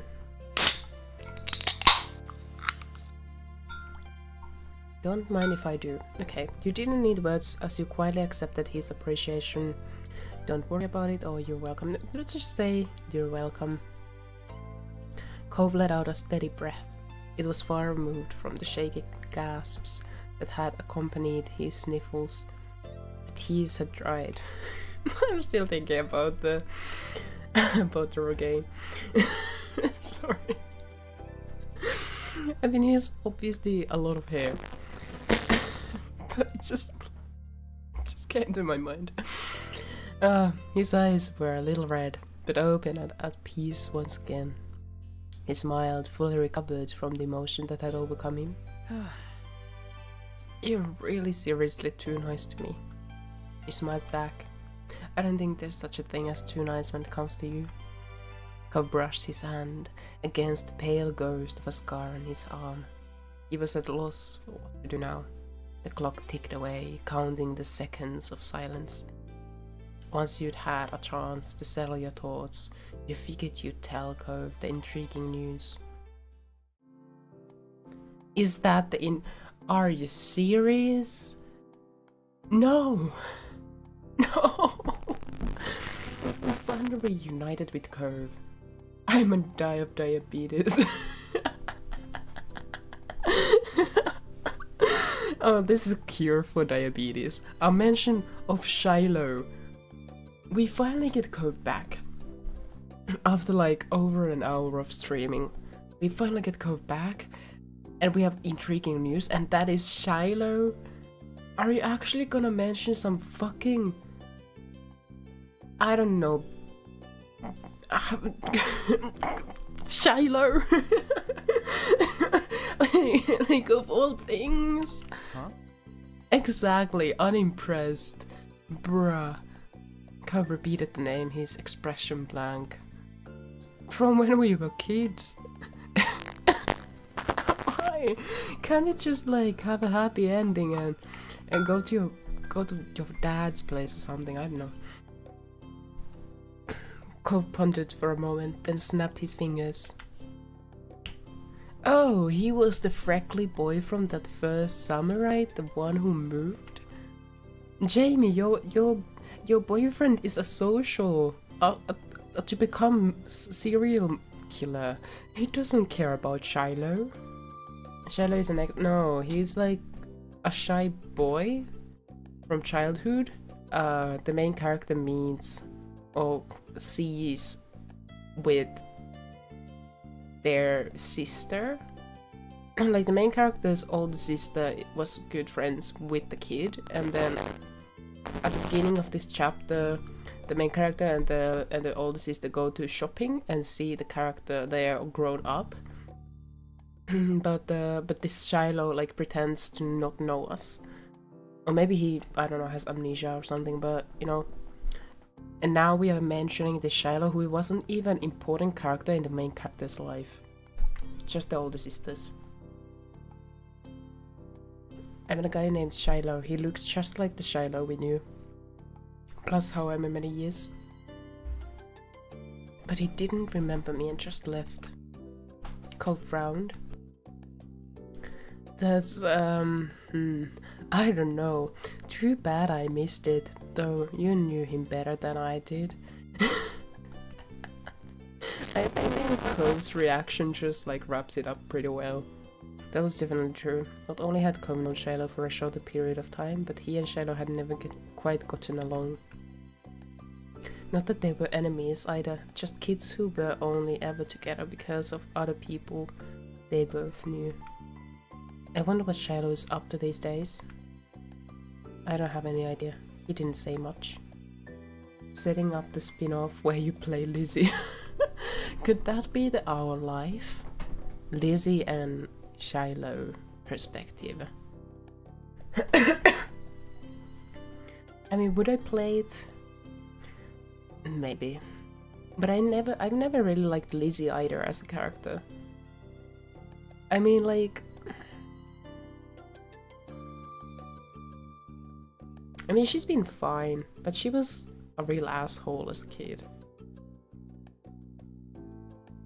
Anyway. Oh.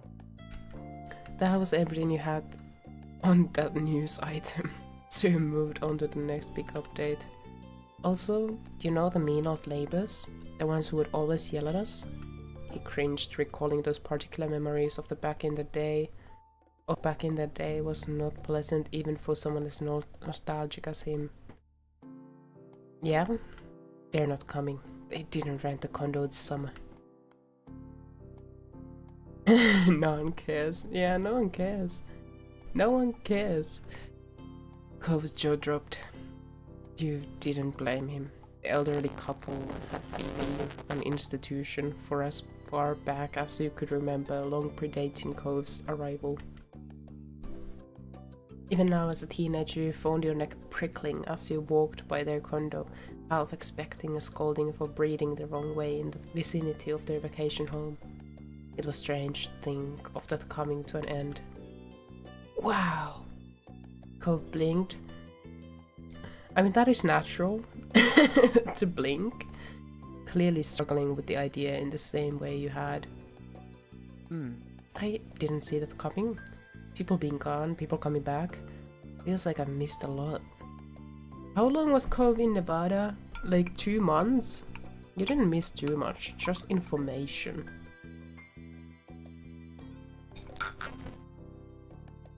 And like, we learned both of this information today, so you haven't really missed out at all.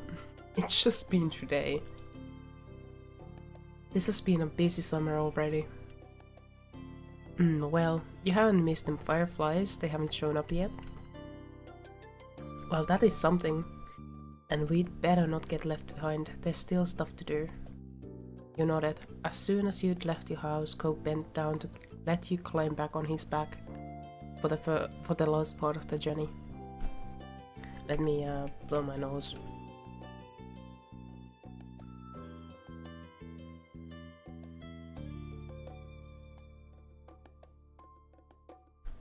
Okay. It seemed that no longer had the night begun than it was already at an end. And the dawn of a new day was soon upon you. We don't get to see his dad. I want to see Cove's dad. The next morning your belly was full of breakfast and you were in a pleasant mood. I can't when people use belly next to full in a sentence. You hope the rest of the day followed suit. Later you were meeting up with your friends Cove, Miranda and Terry to go into town. But I don't wanna meet Terry and Miranda. It was all on short notice, but that was because everyone was just so excited that Cove was finally back home. Cove's dad is just jacked, absolutely swole. Having a nice daydream? Mom, I'm not thinking about Cove's dad in that way. You blinked, pushing all of your thoughts away and returning to reality. Your mom was watching you with a teasing smile. I feel like something is coming, like food. You know when food is coming up your nose? That's how I'm feeling. Let me try to sneeze one more time. Oh, is that what I call it? Sneezing? You know when you do a gross sound with your nose? I'm gonna do it again, but muted.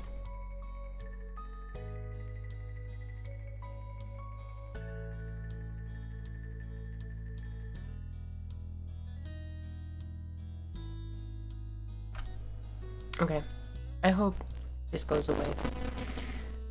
Anyway, Mom, teasing smile. Agenda for today. I'm meeting with some people. Well, I hope you and your friends have fun. Don't get into too much trouble. She winked at you. You knew both of your moms wanted you to enjoy every bit of this summer before all the big changes started. I'll try. That'd be great. But before you go gallivanting around the town, would you bring the mail in? I'm finishing up putting the dishes away over here. Alright, thanks very much. It's a dad! Oh, why can't Cove have a long hair like his father? And his mother. It's fine.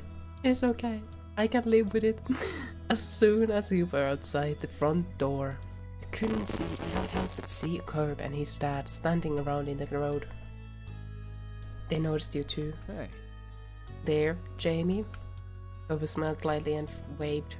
When he began making her way over, he added, "Hi, Cove's dad is amazing. I mean, look at that snack."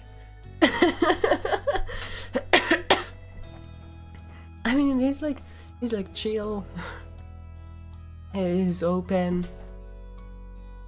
He's like open about imperfections. He has a long hair.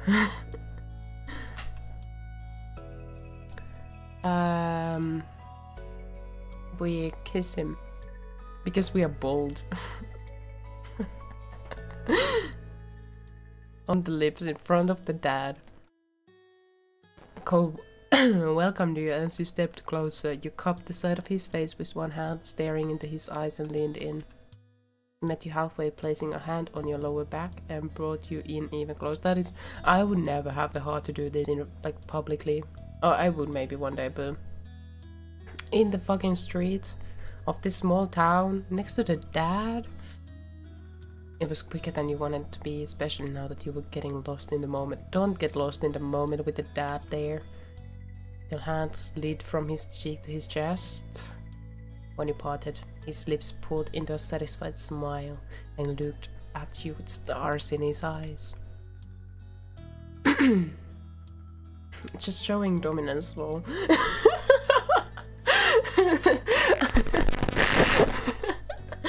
Kind of like T-posting.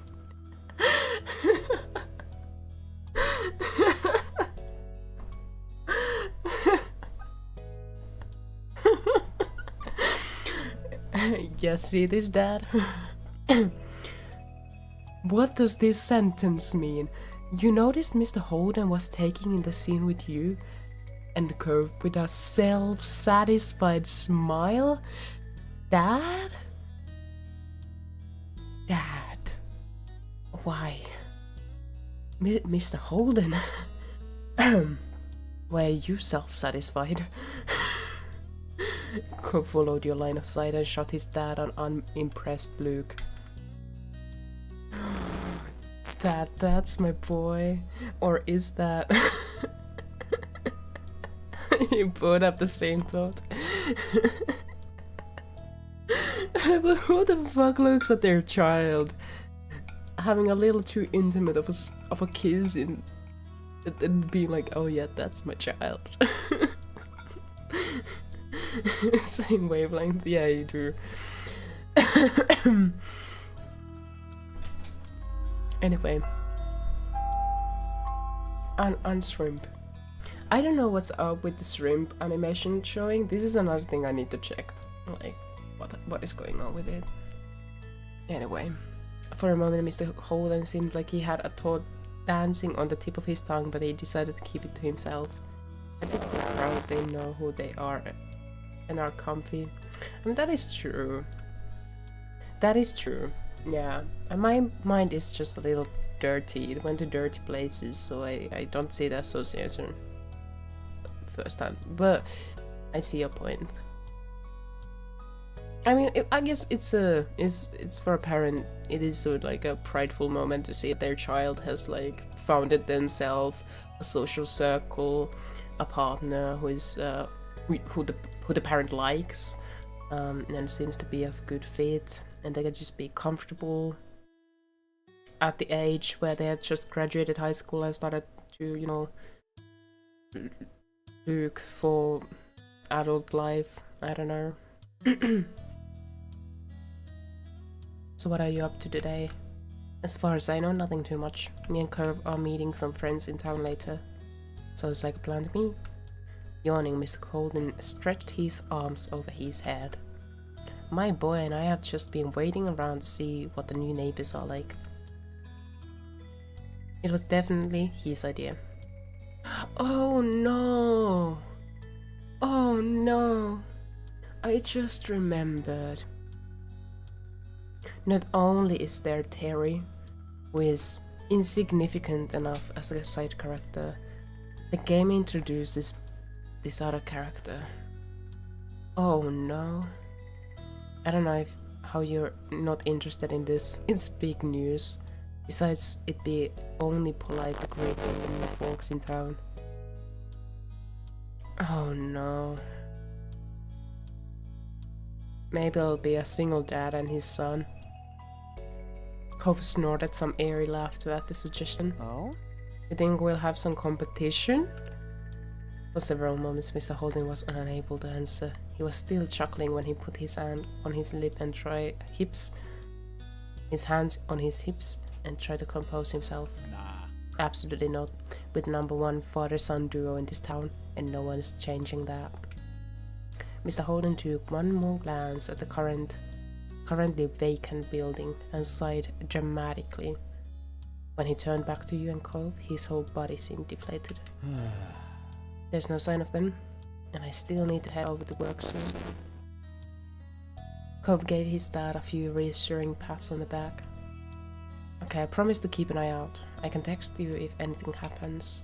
Of course. Well, I mean, only until I have to meet up with Terry and Miranda. Would that still work? I don't want more characters in this game. It's fine as it is. We haven't even met this Terry that is introduced to the chapter. We haven't even met her yet, and the game's like, oh, neighbors. The white grin breaking out on his face. Mr. Holden looked absolutely thrilled to have his nosiness enabled. That works. Moved the firmly placed both hands over Cove's shoulders, fixing his child with a firm stare. Son, you're my true ally in the world. Mr. Holden stood up straighter, letting Cove go. He looked reinvigorated. I like this duo. I think their relationship is really nice. Where Derek though? Derek is out of town. I think he reappears if you have a DLC. I don't know. I mean, I would be more fine if it was like we have one more friend to the group, Terry, and Derek comes back. And they're reintroducing also Shiloh, which is a lot of characters. There's also the Jeremy kid that has been introduced. We don't need more people. I'll go make some money. That's always been the one thing I do best. Can't relate, Mr. Holden. Derek the delinquent is out mugging old lady. What? Was that how Derek was? Mugging old ladies? Is that Derek? I don't remember him at all because I was so uninterested, but knows. Mr. Holden headed off to the garage.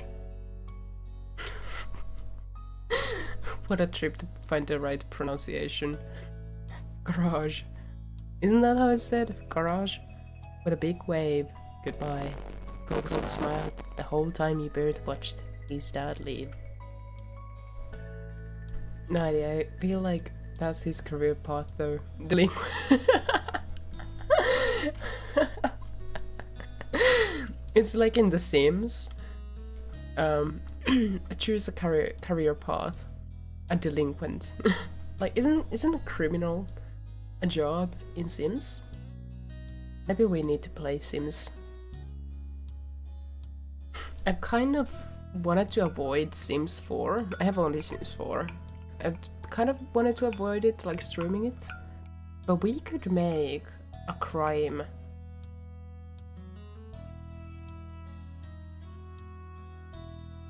Garage is tight, and how you save.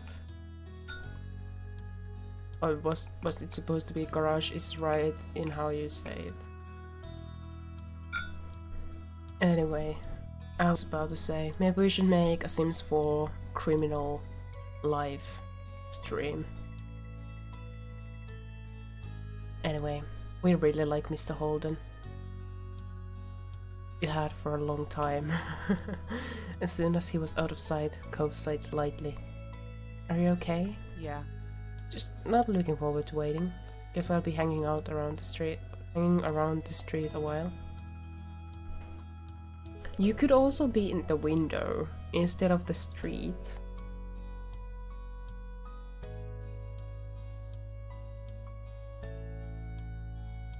I can wait with you, of course. You wouldn't abandon Cove there to wither on the road out of boredom. Custom mode in all the characters of all the games you've played on stream. Custom mode in all the characters of all the games you've played on stream. So we got like Curve and Jamie with the Danganronpa characters. In Sims? That is actually such a fun idea. We could first obliterate everyone in the Sims town. We just kill everyone. We kill every single person and just kill them all, and then replace the inhabitants with the characters.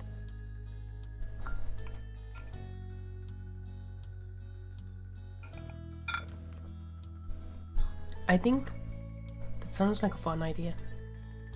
And that sounds like a stream that could like last 16 hours. Like a stream series. Series of streams that all are like 12 hours long. Because that is the kind of game Sims 4 is. Maybe the only thing that could keep me from doing it that long is because it's straining to talk. Like right now too, like my neck muscles are, and the muscles I use to producing sound are so strained. This is why I can't play visual novel games that long. It doesn't matter what I do.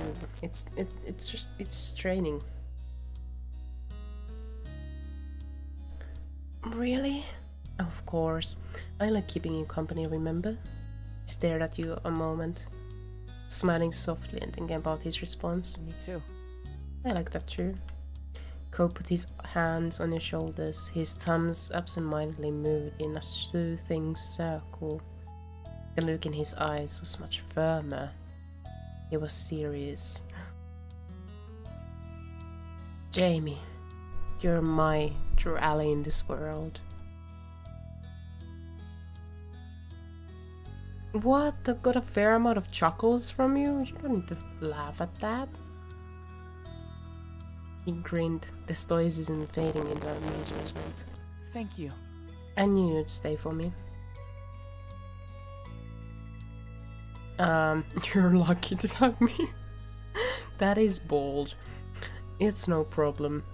I can't help myself. Laughed the Shuki head. I can't help myself. We can't help ourselves. Yeah, well good then. I don't know what I would do without you. The smile on his face reached his eyes and it made you feel electric. Then he let you go. Let you go? No, let go of you.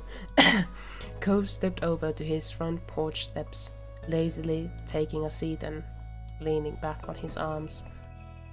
Our watch begins. Nodding in agreement, you joined Ko on the front porch steps. You both sat there in a comfortable familiarity as you settled in for the waiting game on the new tenants. The neighborhood was quiet and you sighed contentedly, closing your eyes and feeling the light breeze. Eventually you both perked up at the sound of a car. A taxi followed the noise, turning onto your street. Kov's eyebrows raised at the sight and he sat up straight on the stoop. Oh? Taking into consideration that Ko is supposed to be asocial, he's really curious about people. Like, he is really curious about this stranger. Instead of like the true introvert he was promised to become, he's human directed. This is like cliche where someone is like, I can hold the world, with the cups their pawn, no space in there. I've never heard of this cliche before. Where did you learn this? I can hold the world. It might be because such phrasing, I don't think it exists in Finnish.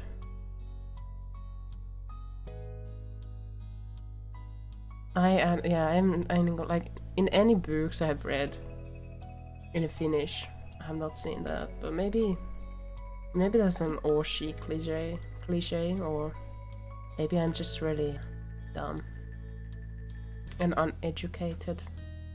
I mean, wouldn't be the first time. This has to be them, right? Yeah, it's gotta be. Now that they were here, couldn't help but feel just a bit curious. You wondered what kind of person would be living in the neighborhood for the summer. The taxi pulled to a stop as you expected in front of the now empty condo. It was on the same side of the street as your house, a few buildings further up. Without getting to his Without getting to his feet, Ko tried leaning and tilting his head to get a view of the passenger door as it opened. The single occupant, excited, exited the cab. Huh? You could feel what Ko was in that moment. After the last renters, this new visitor was definitely not exactly what you'd expected. I mean, look at this stupid... like, look at this. The shirt is nice though. Like, if this was like oversized shirt, tucked into like high waist, like, I don't know, kind of punky pants, maybe it would be nice, but I don't know. Ryuki, you're letting your imagination wander. Read. As you read. Yes, I do. Yes, I do.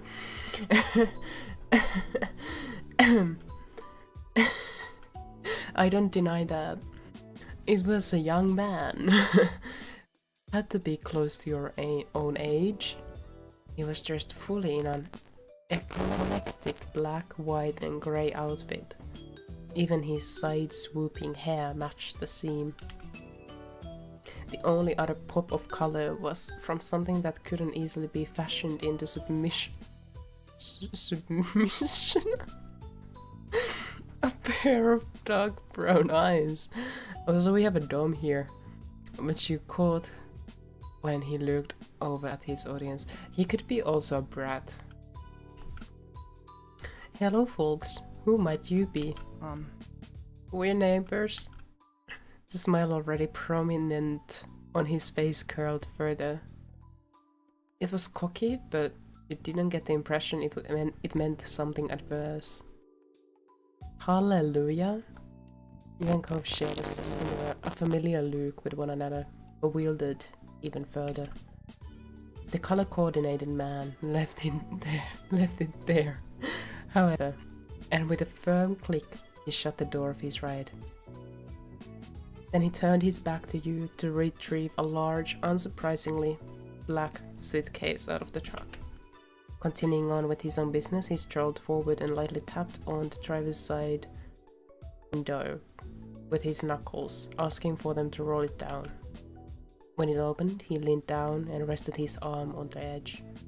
You assumed he was thanking the driver for getting there, considering he slipped them a tip during the brief chat.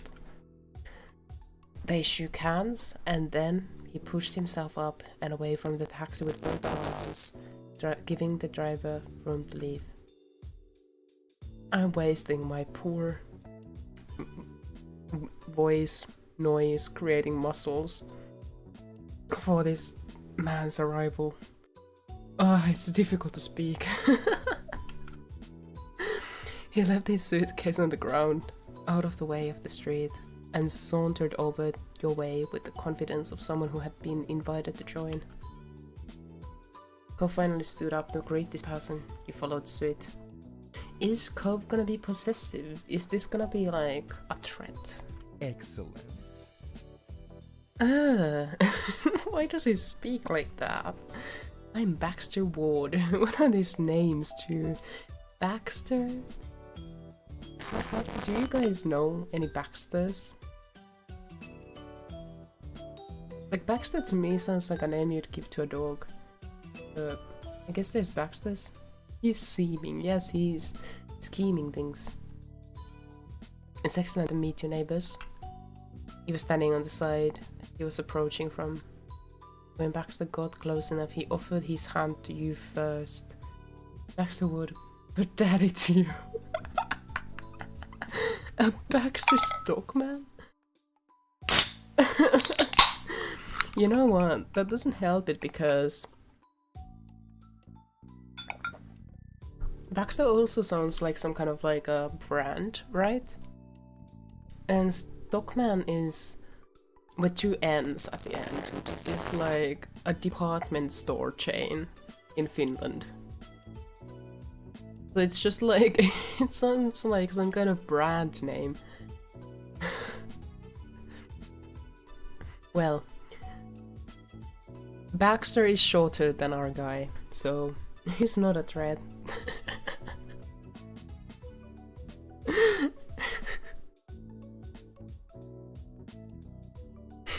I need to collect myself, I'm sorry. It's straining, okay? Have you ever tried streaming a visual novel? Department store interesting, yeah. It's expensive too, expensive as hell, to me. Not globally, there are ones that are more expensive, maybe, but... I remember one year, me and my brother decided to coordinate a Christmas present to my mother. And we decided that we'll just buy some blanket from Stockman. And so I went there and I looked at the price. It was like some cheap one. And the cheapest one I found was like 90 euros. And I was like, I can't afford this. It's like way back when your last maid was your profession. Turns out Baxter just stocks shelves as Stockman. No, Baxter doesn't stock shelves. He has inherited stocks of Stockman. Baxter is the owner of Stockman. I don't know, he could have the Napoleon energy and strategic mind. Yeah, 90 euros is high, and that was like the cheapest, okay? Like, I remember the ones that was like... I went there and I was just looking for some simple kitchen utensil, you know? That could be like a few euros in some... Actually, what is hilarious, I think, is like, you know, you have those like cheap markets, like with the cheapest prices there can be, right? So we have Stockman, which is like the expensive department store chain, and then we have Tokmanni. So Stockman, and then Tokmanni, which is like the cheap version. And I think that is hilarious. It just took the concept, but like twisted the name a little bit, and then made it like the cheap one. So you can go buy a blanket for 90 euros in Stockman, or you can go to Tokmanni at the local village and buy it for 15 euros. I don't know if you can actually buy a blanket with 15 euros. Maybe in 30 euros. I don't know, I haven't bought a blanket, I think, ever. I wonder if he'll be like Devin, his guy I went to school with, whose dad was stockbroker. I mean, let's establish the fact that Baxter came here with a taxi, an area which clearly needs probably a car to drive around in. You know, it's USA. It's just he gives a big tip to a taxi driver and wears fashionable clothing. A guy is doing good now. He went to college to become doctor. That sounds good. That sounds good.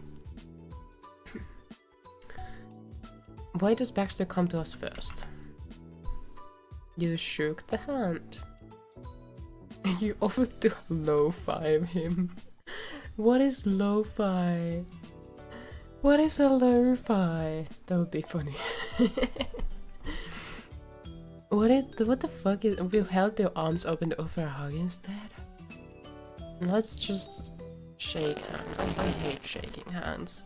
Shaking hands is gross. Baxter gripped your hand firmly to give a satisfying shake. I'm Baxter. Hi Baxter. I'm Jamie. Hi Jamie. I am quite keen on getting to know you better this summer. We could be good friends. And that is like, you can get a DLC for this. If you're interested in romancing Baxter and getting the daddy of your life who owns stocks at Stockman, you can get it with the price of... Let me check. Baxter Story. Right now with a whopping price of $3.49 in 30% sale. If you don't catch this sale right now, you will have to pay the full price of $4.99, which is 5 euros. I love how he's wearing ripped jeans with that shirt. That is true. It doesn't maybe fit that well. Or like, if he had like some accessories on his neck or something, like a little bit more rock, maybe the shirt could go with like ripped jeans. And Jan 2nd, 2025. Getting your shelves stocked, man. Which is the physical contact now. We need some hand sanitizer. Sale makes it so affordable. Yeah, because normally it's so expensive.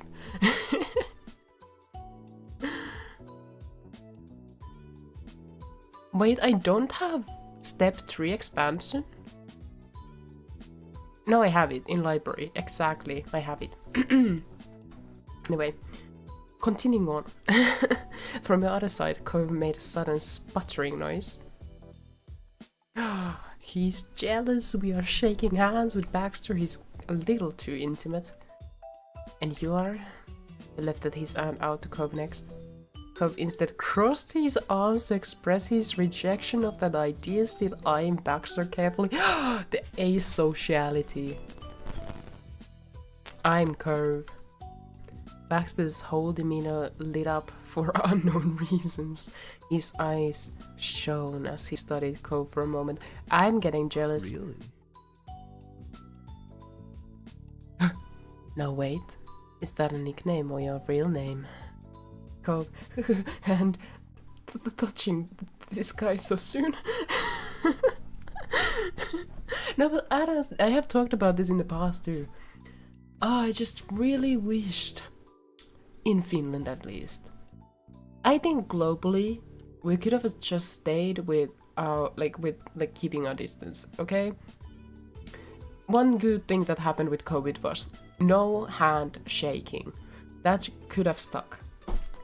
I like bow culture much more. Like unlike a light bow, a light bow is enough. It's so gross. I hate the feeling of having to shake someone's hand. It's disgusting. Luckily that doesn't happen that often, but it's so gross. I don't know, it's something about it, like two sweaty hands touching each other, and they have temperature differences, and sometimes people grab really tight, and then sometimes they grab lightly. Like, there's this whole bullshittery about how a handshake tells the character of a person. No. Oh yeah, I miss the no handshaking when I meet someone who has to shake hands. Reading too much BL. What the fuck do you mean? I hate shaking hands. I remember when I started going to therapy. My therapist has apparently with the other customers the habit of shaking hands at the beginning of the session and at the end of a session. And I built so much. I needed so many weeks to build up the courage to say, "Can we not shake hands?" And then we did not. But this December, before Christmas holidays, our last meeting, he asked if we could shake hands. And as a person who is actually very flexible, I unfortunately said yes. And I shaked his hand, and it did not feel good. Two sweaty hands touching each other. Okay, that is a weird phrasing, but that is how I see it. Like, when your palms get sweaty, like it's gripping firmly. Oh, come on, guys. Come on, guys. It's just like, I have them have sweaty hands. I don't want, and people touch gross things, and there's bacteria too. It's just, I'm fine, but it's just, I also just want to spare other people from my own sweaty hand. Like, even if they had a completely nice, comfortable, smooth hand, my hand would still be like sweaty and nasty. I don't want to bring others like sensory discomfort of touching my hand. It's gross. Also, I remember someone pointing out that most people have most people are right-handed, and probably most people jerk off, masturbate with their right hand. And yeah, there's some like perverse funniness around that idea. But at the same time, I'm like, we could just not. It depends on mood. If I'm feeling perverse, why not? And my old people would use the bathroom and not wash their hands and see someone they know and shake hands. That is so gross. Ew. No. So I've had shake aversion. Yeah, I can get that. I can get that. I get that. Yeah, I understand that. And yeah, it's weird. But as weird is hugging people you're not close to. Feeling purpose, handshaking low. I mean, isn't handshaking the ultimate performance of perverse behavior? Don't you think it's the most perverse thing ever? No, wait, is that a nickname, right? We are playing a game here.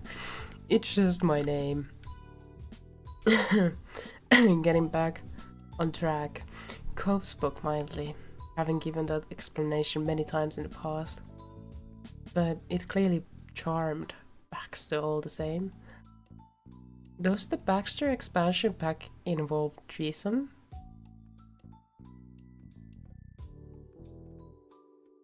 But it clearly charmed, yes. Tossed his head to one side with a laugh. My head goes into an idea of Baxter like taking off his head from his body and tossing it in a basketball manner to the side of the road. That would have been fun. Your parents knew exactly what they were doing. I can't imagine a more fitting name for the face I'm seeing. Cove. That's gorgeous. No, you don't, Baxter. Not with my boyfie. What? Three-way hand holding. Is there an option in the DLC to see us three holding our hands together? It's really not. Should we be a little cold towards Baxter? I mean, he's being too chatty with our boyfriend, and he has too much, I don't know, perversive energy coming from him. Hey, only I get to fluster him. That's a lot considering you're talking to a strange Baxter. You wanna go with 5? He's taken. True, I didn't even see that option. Ah, that's disappointing, but not surprising. I'm guessing he's yours. Yes. that came readily. Holy moly, that sounds like a proposal answer. If later in the game, if we propose the curve, I need the same amount of enthusiasm in the answer. Jamie is my boyfriend. I get it. And that's crushing. But makes sense. I get here too late, obviously. Though really, I don't need to intrude on anything you have. Oh, you had all the attention to do that. I'm patiently waiting, stepping on anyone's. Wait, I am. Oh, I'm patently against. I already was saying I'm patiently waiting, stepping on anyone's toes, and I was like, wait, that doesn't make sense, but is he saying, like, am I reading wrong that he's waiting patiently to step on people's toes? Patently against stepping on anyone's toes, okay. So he is not into feet, but he is into hands. He chuckled to himself. It seemed like there was some extra meaning hidden in his words. And he noticed that Cove raised an eyebrow, picking up on that too. Baxter didn't even open his eyes to see your faces to know he had some feeling to do. He stood up straighter, striking a slight pose with the position of his feet. I'm a ballroom dancer, hence the phrasing. Oh. Oh, 2 things cleared up. I remember him being a pole dancer, but he's ballroom dancer. And that's what he meant by not stepping on people's toes. Oh, I don't know much about dancing, but that's pretty cool. It's not hard once you get the basics down. Cove didn't look convinced at all. Baxter took that as a cue to keep talking. Well. He grinned in a way that was rapidly becoming familiar to you. If either of you are ever looking for a partner, I'm available. I'll pass. Cove peeked at you, smiling softly. You felt his familiar touch as he squeezed your hand for a moment. Sorry. It's only one person I'd want to dance with, sorry. So Baxter is very athletic and limber, while Cove sits inside playing World of Warcraft. Bruh! Bonnie, you forget an important thing here. Cove is a surfer. He spends a lot of time swimming and surfing in the waters. He's the ultimate H2O character. Baxter may be a I'll pass.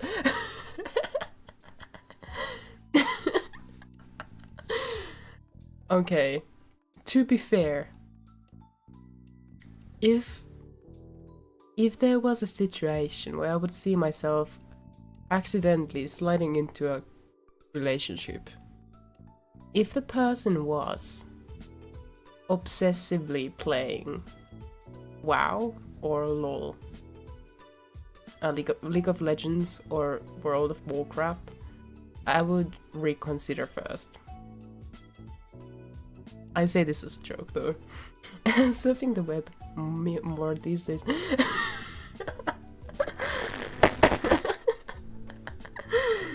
I mean, he does look like a fucking nerd. He does look like he spends his time on a computer inside with that hair and the eyeglasses.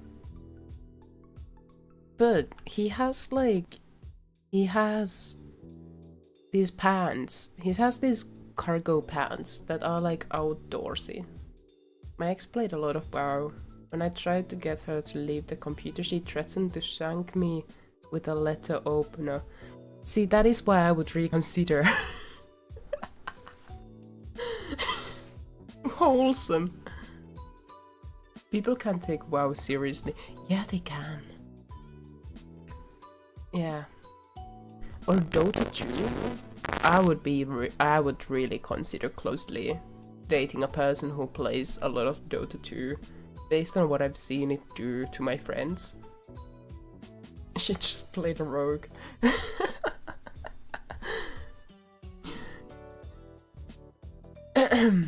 At least Baxter can accept he has no chance. I'll take you up on that offer sometime. What would happen if we chose that? I wanna see. This breaks my heart, but I wanna see. Cove rolled his eyes at your agreement coming right after his refusal. He just thinks we are joking. Okay. Exactly. Cove is the guy I dance with. I want a nuke option.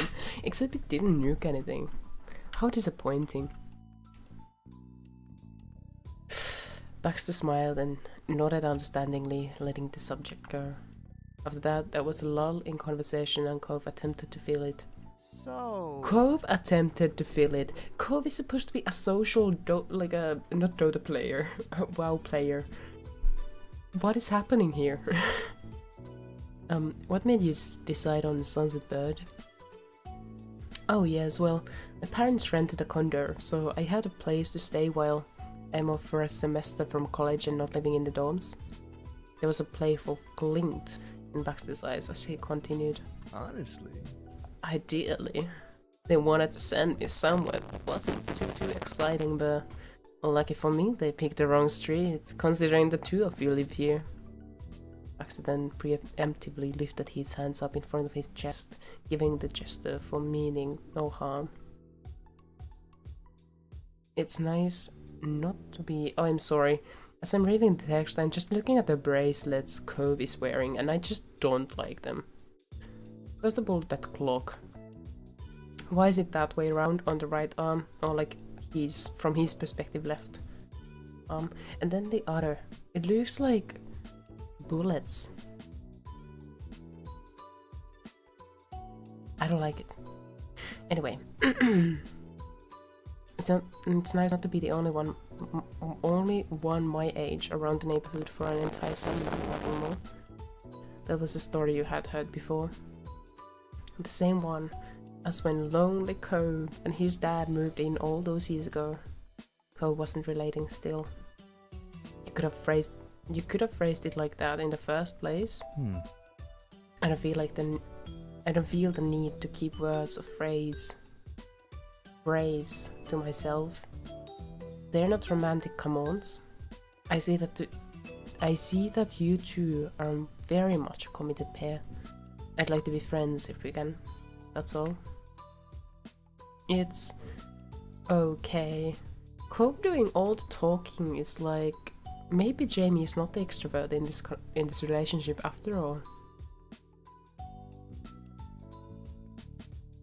For some reason when I saw it, I thought it was like cicada mold casings. Okay, I gotta say, like, I can understand people being interested in cicada mold casings. I find those fascinating myself too, okay? I am fascinated by bugs. I love bugs. But having a bracelet made of those... I mean... if it was done in a fashionable manner...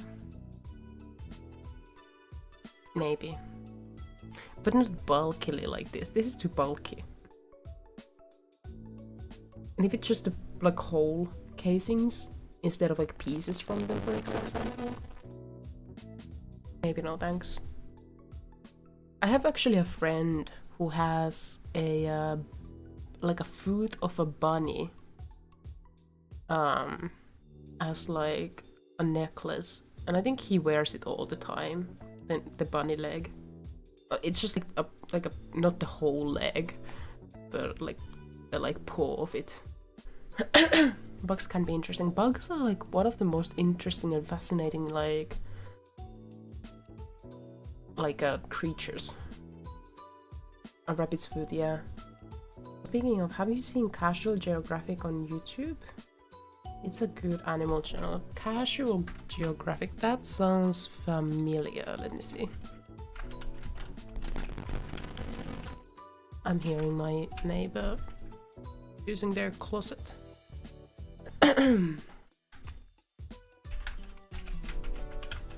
Have you guys seen Natural Habitat animations? I know this, yeah, I know this person.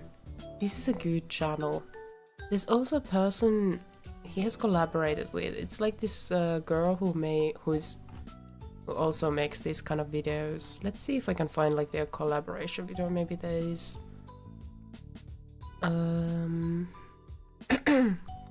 She wears like this bucket hat, sailor's hat, kind of thing.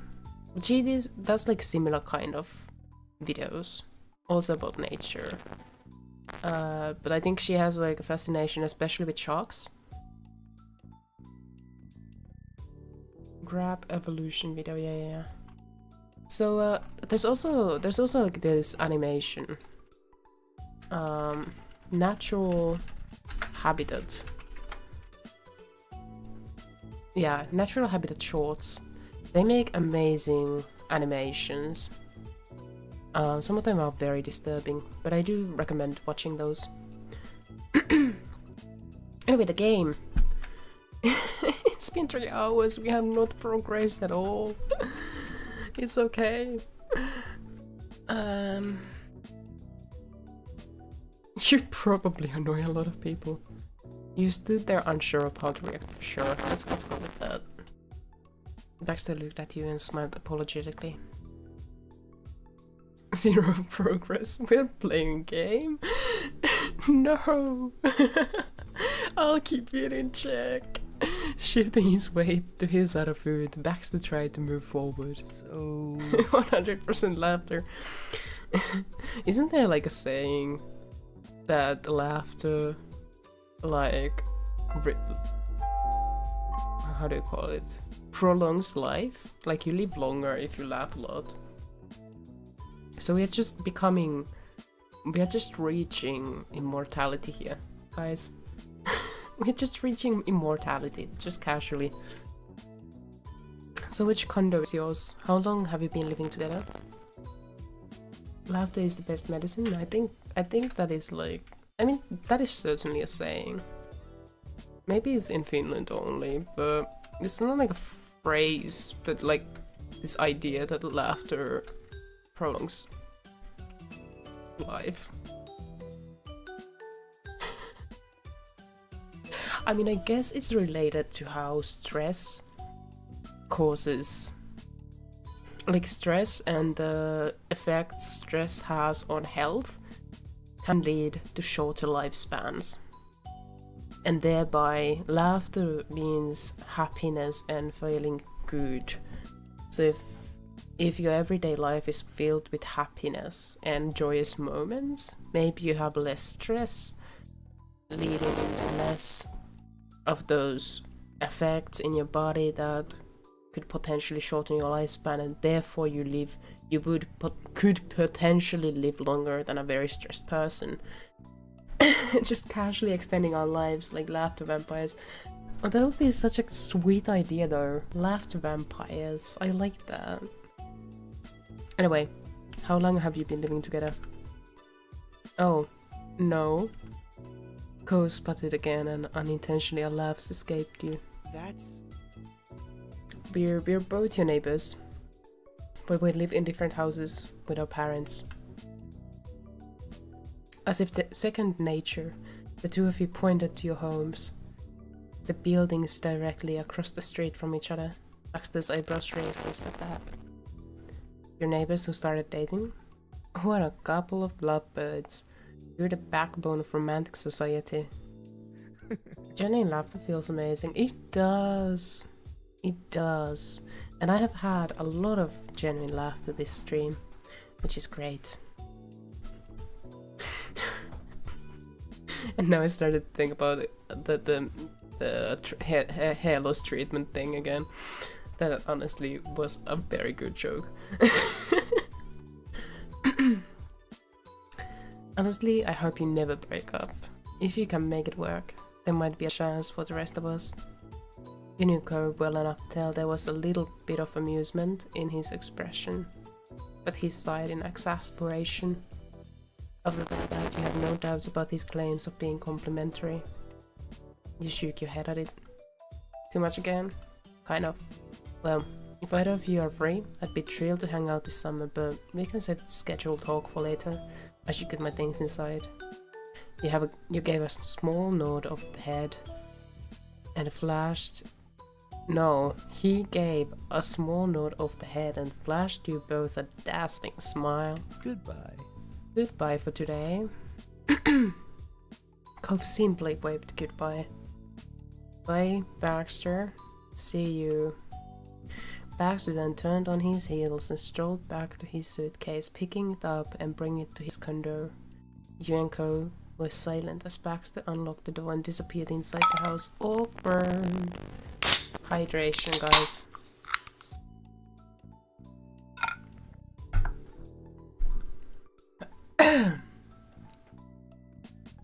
I've been wondering, should I replace guys with some other kind of expression? But it comes so naturally that every time I start to think about it, it's too late. Buddies?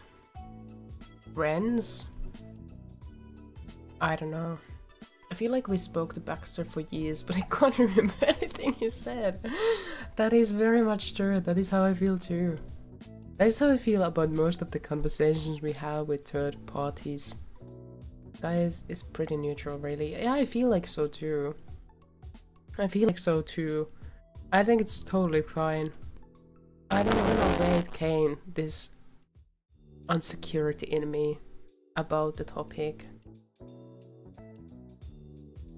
Well, everyone has individual tastes.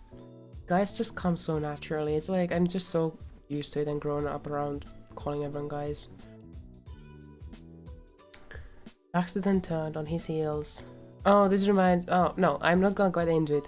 We are gaming. Baxter then turned on his heels and strolled back to his suitcase, picking it up and... No, we have read this before. And this is like a try not to get distracted, to try not to get sidetracked challenge. And I have failed miserably. And with him completely out of the scene, Cove let out a long breath. Well... I don't know how I'm gonna explain that guy to my dad. You burst into a fit of laughter trying to imagine the conversation. At least the job is done. We saw the new neighbor and now we can go meet up with Terry, Miranda. Have we been like, did we stood up our friends? Like, have they been waiting for us this whole time? Just for us to meet a neighbor. Yeah, we should get going. You gave Baxter's condo one last glance over your shoulder. You thought he was charming, you were not interested in him, you weren't sure how to feel. You thought he gave a pretty bad first impression, you decided he definitely wasn't someone you liked. You were not interested in him. It seemed like Baxter was trying, but you couldn't imagine making time for him. Turning your attention back to Cove, you pushed all thoughts of Baxter aside. You both started making your way towards town. You took his arm. Yes. Smiling at him, you hooked your arm around his. Cove hummed happily in response. We got to the grocery store! Yay! Progress! 1%! A little while later, you and Cove reached a main street in town. All of a sudden you stopped walking. What's wrong? I think I heard my phone. 1% process, yes, exactly. Progress. You passed your cell phone out and looked at it with a satisfied grin. By the way, is it work in progress or work in process? Is process right? Work in process. For some reason lately this has become confusing to me, and I don't know why. Pick up some convenience store fried chicken. The whole plot of the game. This suddenly became milk inside a bag of milk inside a bag of milk inside a bag, but about fried chicken. Work in progress. Really? I guess it's work in progress. Huh. You dug your cell phone out and looked at it. Before you could read it, you were distracted by a small amused noise from Cove. His head was slightly tilted to the side as he carefully looked at your old keychain. I can't believe you still have that. Cove, you were in Nevada for 2 months, right? Like around 2 months. Not that much has happened. It was not that long. Of course I do. I love it. You shouldn't be surprised. Well, someone's crazy enough to get it for me, so I may as well use it. You quietly blushed at him pointing it out. No, we are bold. So of course I do. I love it. Some crispy crunchy chicken. That's chain of convenience store chicken in US. That's a funny name.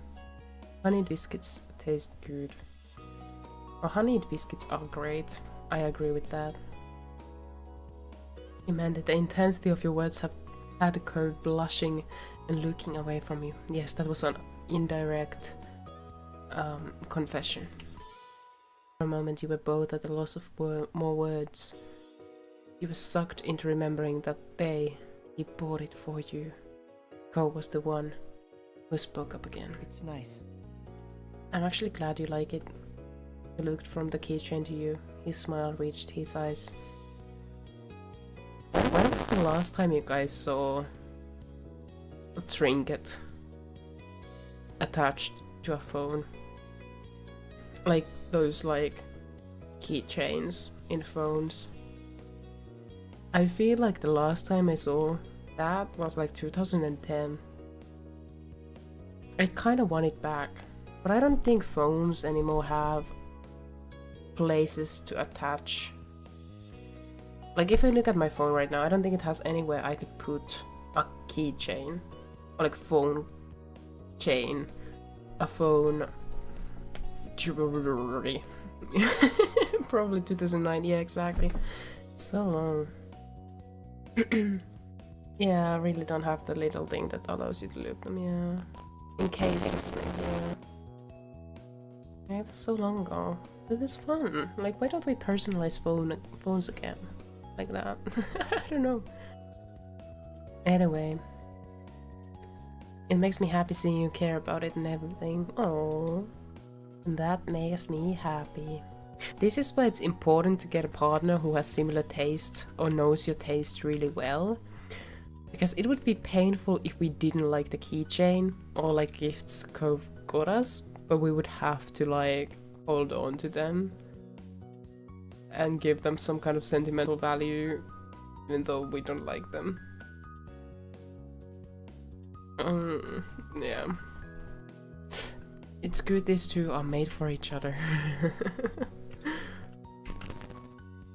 Smiling, you refocused on the task at hand. Good, Jamie, let's focus. You opened the new text from Miranda and all you saw was "I can see you." Immediately from where you stood, you started swiveling your head around. Couldn't spot Miranda anywhere, but she did send you more messages. I saw you holding Curve's arm. Scandalous.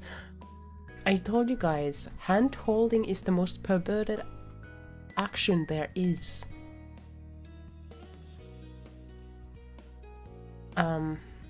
Where are you? Yeah, I love it. Exactly. I have been there. I have done that many times, but not with a... Actually, this has happened with a partner. I don't want to repeat that. I would really much like to not have that happen again. With non-partners, it's more fine. It's more fine. Anyway, game. The message was sent, and you were back to looking around, scanning for any sign of movement and familiar faces, but they were still invisible. Cove looked at you, carefully raising an eyebrow.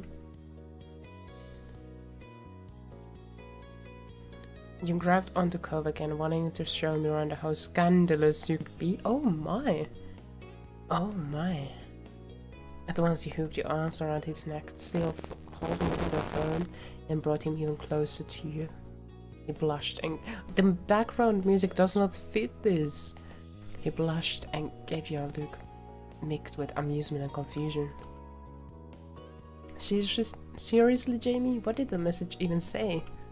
Before you could even begin explaining everything to Cove, you both snapped your attention to the yelling from across the street.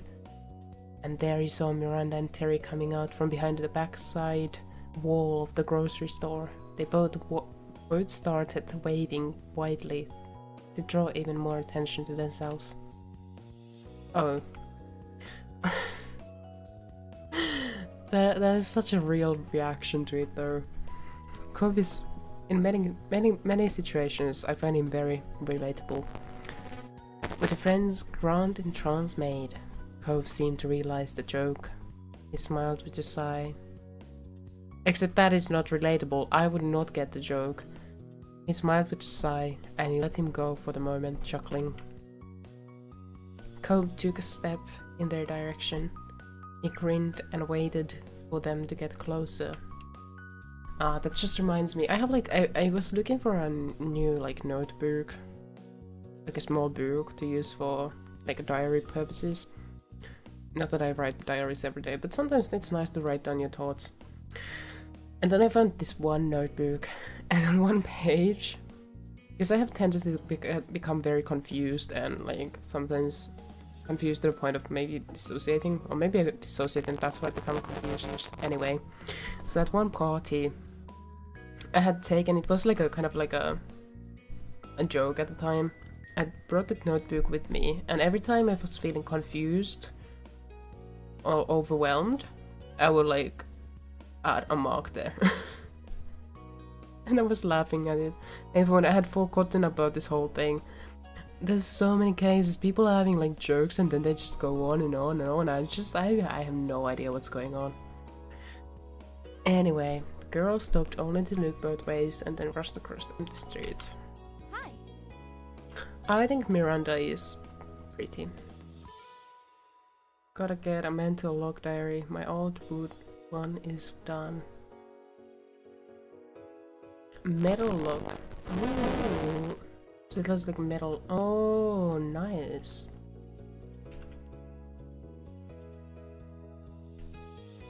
Yeah, writing down things is good. I hope you remained waiting too long. Hey, buddies. Hey, buddies. Hi. That joke was not funny, I'm amazed. How did you appear out of nowhere like that? Hey, I'm so happy to see you too. I thought you both knew better than to jaywalk. Wordlessly see you away. Let's just say hi. You were happy to see your friends. No, I'm not. Their little tease on you was already long forgotten in your mind. Terry then closed the distance between her and Cove and crushed him in a painfully tight hug. It's been so long, but you. He did his best to eke out a reply, with his chest being compressed. Sorry. Eventually she let him go. Terry looked at him with a beaming smile. But Cove was distracted, rubbing his arms. Standing there, Miranda shifted her weight to her other hip. She watched Cove patiently with a bashful smile. Welcome back. Thanks. It finally felt official. Everyone was together in one place. From here, you weren't sure how often you would have another afternoon like this again. They didn't either. They jaywalk across the road and it turns into an isekai visual novel. Yeah, they are diaries, journals with strap or keyhole. But that is cool. I have for a long time wanted to also try making a book my own. Like, you know, sometimes you see like those fantasy styled letter books people make. It would be cool to do something like that. Draken is always very into isekai people. I can't. I wonder if there has been a case where a person who has actually died from Draken, and then in the memorial event people would make a joke about it, like isekai. I wonder if that has happened. So many people die each day. It must have happened. Like, sometimes I feel like I should write letters frequently, like in the case of dying unexpectedly, so people know what I want, like how I want to be cremated and what to do and where to take my stuff and all my passwords and all that stuff. I need to add there to that list. If I get hit by a Draken and die like that, I want you to make jokes about it. I need to add it there. Have you seen the Draken in a Menace? Is a Menace video? I don't think I have. Now a level 677 Grand Wizard. Yeah, exactly! I mean, sometimes dark humor serves a purpose. Draken is a menace.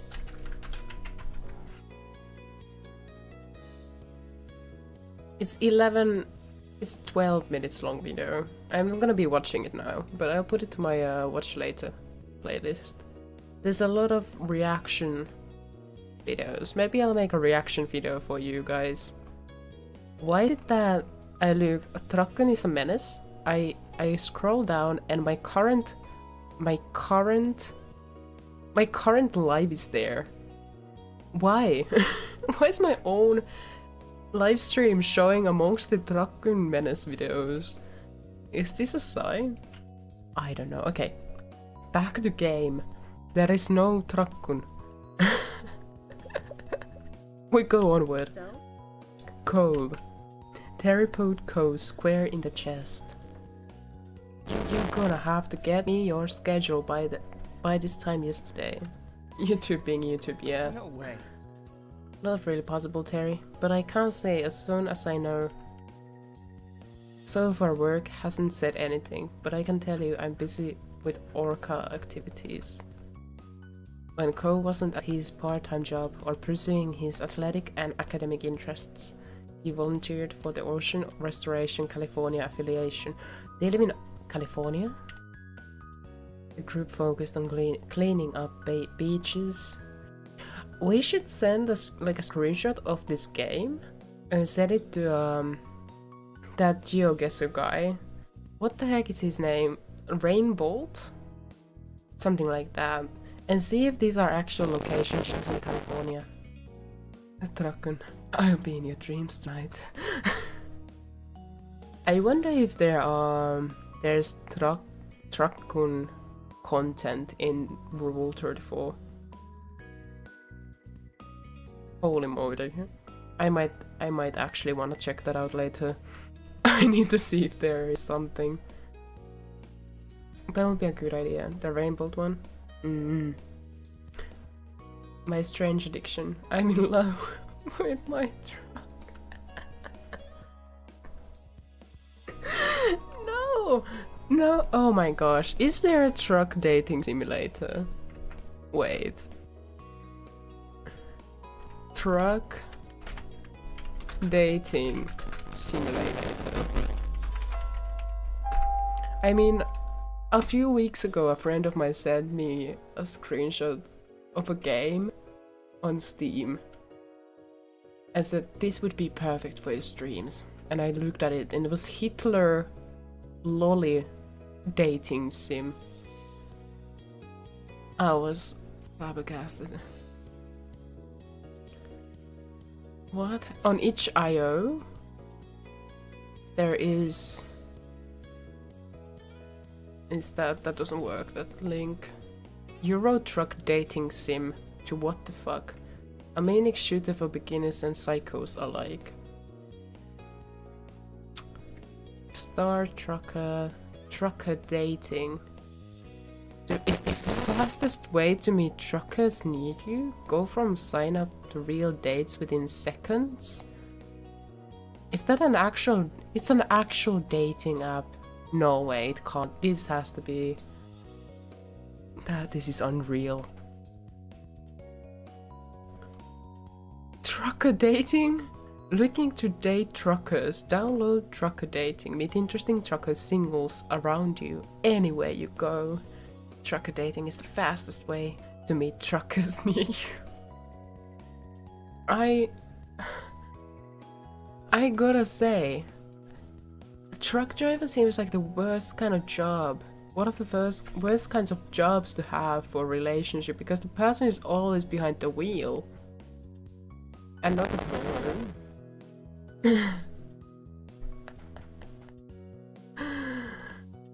This one for soda cans, called Only Cans.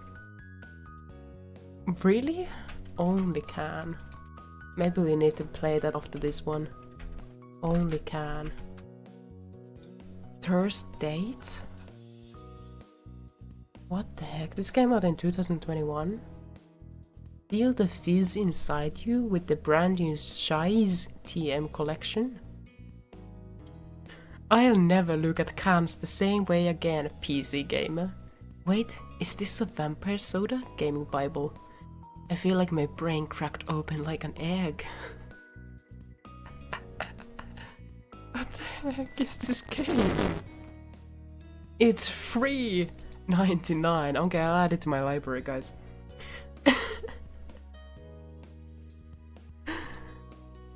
What the heck? It's a weird Gunner game, but I play to get better at hand-eye coordination. To make my friends uncomfortable. I regret how long I played it, but for skills and to torture friends, it's worth it. I can't so many times playing this. The flesh and the can are one.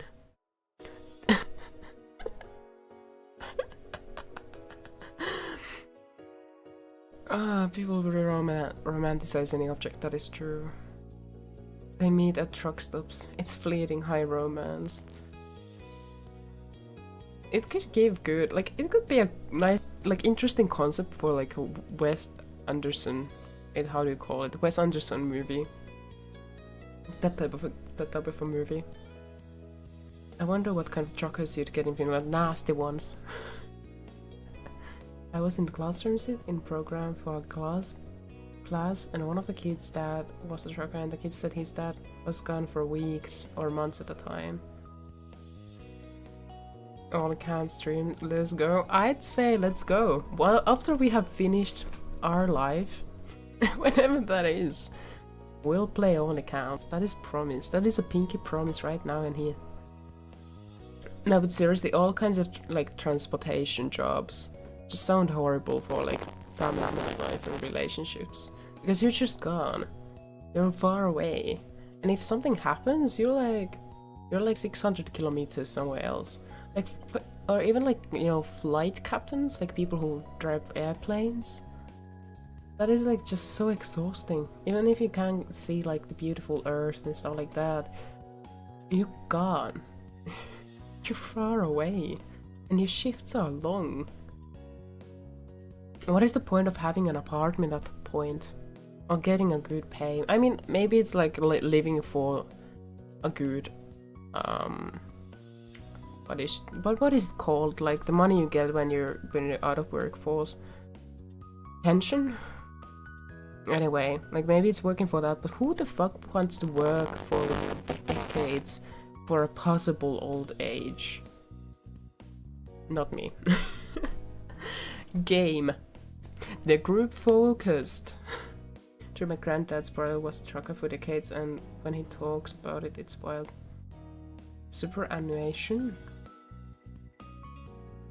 Superannuation. Is that a suggestion of what it's called? Annuation.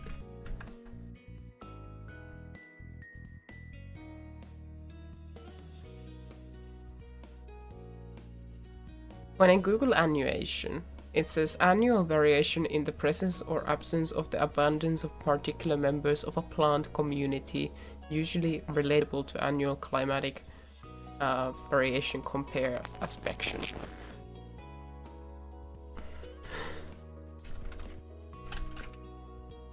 I'm really sorry if I don't understand basic vocabulary. Superannuation. Oh, it's written together. Or super is a savings system for workplace pensions in retirement. Yes, exactly. I see. Yeah, it's written together. Super. Yeah, I've heard that. I heard that the social welfare. I've heard like things are good in Australia. Like if you're unemployed or something like that, like the money you get is pretty decent. Like that is what I've heard from my my Australian friends. Basically, it was like the Wild West back then. Trucking, yeah, being a trucker. Yeah, there's all kinds of. In Finland's context, I would just be terrified of the winter time, or like anywhere in any country where there's like winter, proper winter, because the roads get really difficult to ride, like drive on, but you still need to make, you know, you still have to like take products and goods around the country, like long drives, like hours long tiring drives on terrible weather conditions. Like it's no wonder there's like always some accidents with trucks going on. Like it just sounds really high stress kind of job to me in like Finland context. Anyway, the group focused guys in cleaning up beaches and removing pollution from the ocean. Cove always loved the ocean. It didn't surprise you one bit when he started getting involved with them. You joined Orca 2 after learning of it. Let's do that. Their big smash event for the year is coming right up, isn't it? Yeah, there's not that much more to do before then, but I'm kinda looking forward to the fundraising push. Hopefully we can pull it off. I gotta bail and go to sleep. Thanks for the stream, y'all. Thanks for being here for so long, even though it's so late in Australia. And hope to see you another time.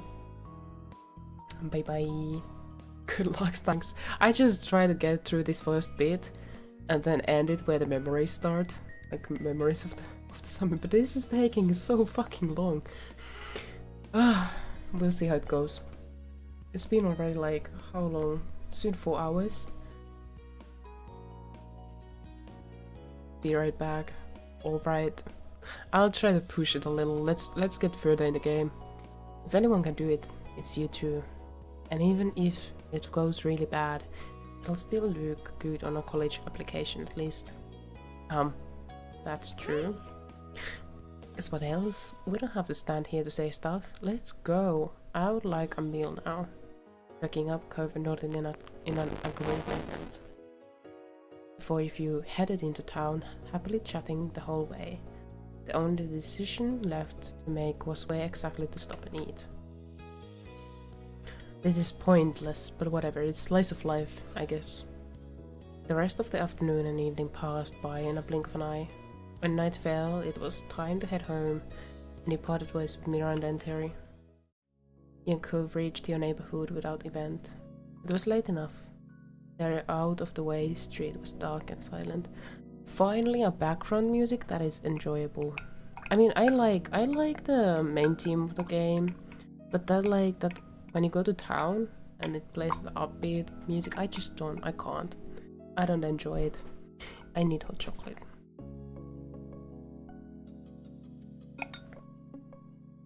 I guess it's cold chocolate at this point. You and Cove reached your neighborhood, yes. Of course Cove is giving us a piggyback ride home. It was a long day, out and about. You appreciated that you could rely on him to make things more comfortable for you. You tightened your grip on Cove and turned your head, ever so slightly, peering at his face out of the corner of your eyes. You wondered why he felt so distant to you. It was out of character. For a while, Cove silently stared ahead and left you alone with your own thoughts. It surprised you when you did hear his voice call out of a sudden. He still wouldn't look at you. It feels weird coming back to the neighborhood and trying to get into things like they're the same. And they're not. They've changed, they're still changing. Your mouth felt uncomfortably dry all of the sudden. It was true, the things that kept the people you knew together were starting to disappear. Each person had to make their own priorities and their own path now. That it wasn't set for them. You thought about your own immediate future. You were still set on that for yourself. You wanted... to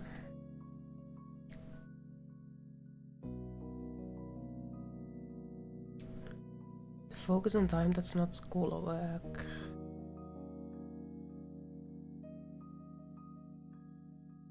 Is that like a near future or like on immediate future? It's hydration time. Well, as we have established early on, this game is fantasy, in which one does not have to do anything. So, in a fantasy, I will focus my immediate future on time that is not school or work. And that was the basics. For yourself, you wanted to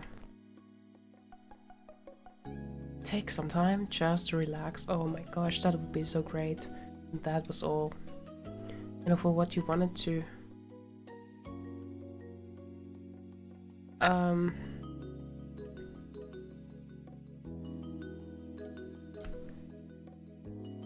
I mean, maybe go to a different part of the state. We have a long-term plan of staying together with Cove. So too radical of a change like going abroad sounds like not a good idea. It'd all be happening so soon. You'd started to prepare for what was coming. That sounds right, because Jamie has all these long-term plans already in hand. Welcome back. We are just figuring out what we want for the future. These are our choices. So for the immediate future, we want to focus on time that's not school or work, because this game is a fantasy. Where one can be free. And we can take some time to just relax. And what we want to do is go to a different part of the state as a long-term plan, together with Cove, of course, and we have already prepared because Jamie has this all planned out. And you had been open about your situation and everyone knew. And you'd only spoken about this with family and those you were close to, like Cove. Let's go with that. Fancy Island, California edition. I can do exactly. Now you wondered what Cove had in mind. You'd had him consider some things for his future, but it wasn't never anything that would have counted as a real plan. Cove stopped in the middle of the street. He sighed and put you down. You were both outside of your houses. Cove looked at the ground for a moment. His mouth trembled, trying to settle on the right words to say. So, you're planning on relaxing for a while and stuff in another part of California? Yeah. Cove closed his eyes and nodded while he composed his thoughts. He looked at you when he lifted his head. I decided on something, well, kind of. He smiled slightly and rubbed his arm, and then his expression grew more serious.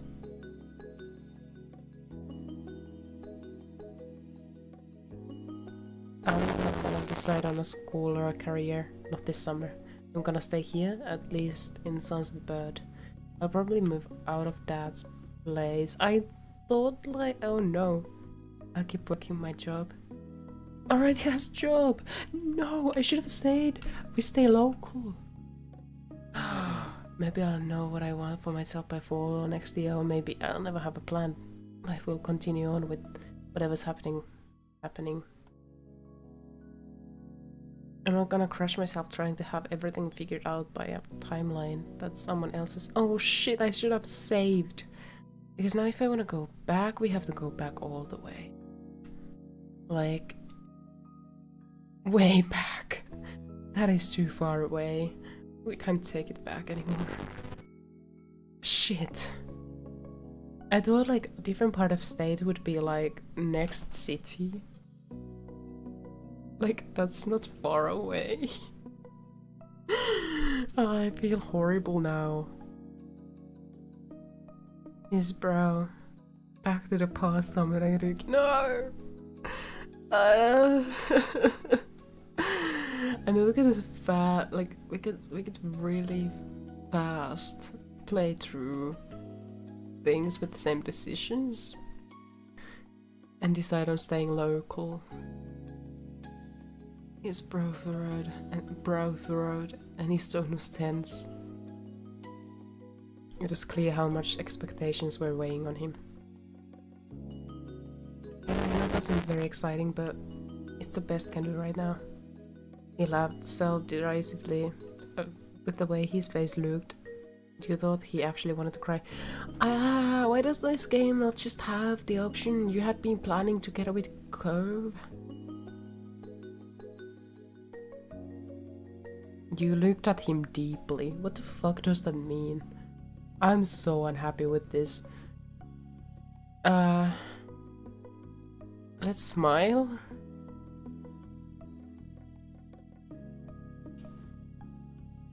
We can't change our mind? No, okay, sorry, but that's it. We are going back. Oh no, we are going way back. We are going back. We are so going back. I think we chose this one. I am not satisfied with this bullshit. Well, I'm so unhappy with this bullshit. We took his arm, if I correctly remember. I love it, is what we said. And then we go with where are you? And then we do scandalous things. And this just reminds me of how little has happened in the game, but we have been talking so much bullshit, which is a good thing. Like, this is why I stream.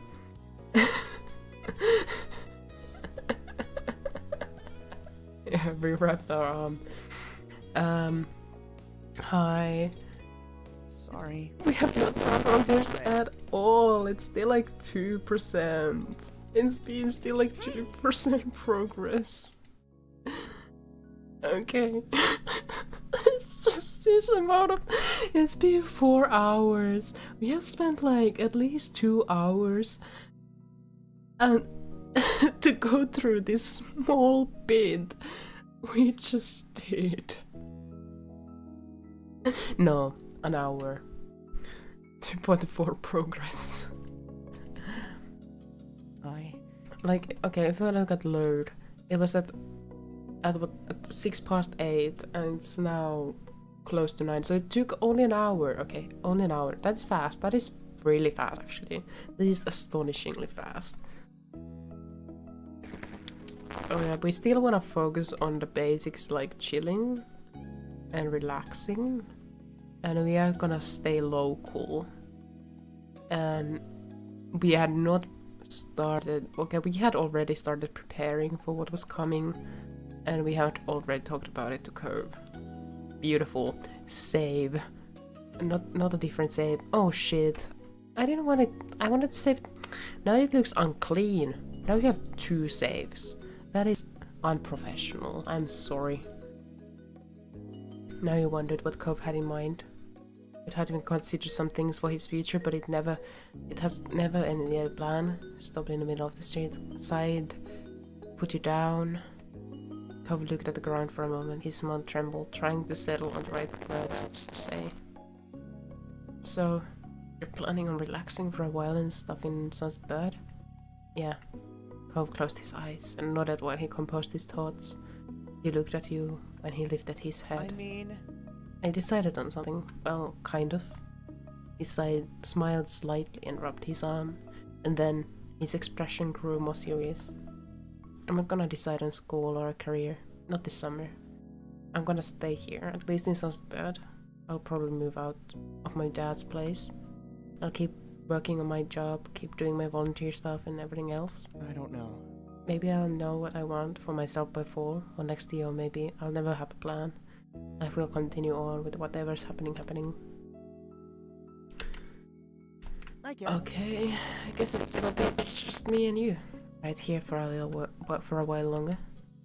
His eyes were glossy. We weren't going to be separated, and that meant a very great deal for him. Save. We save both of these.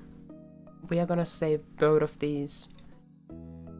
There we go. Locked. No turning back.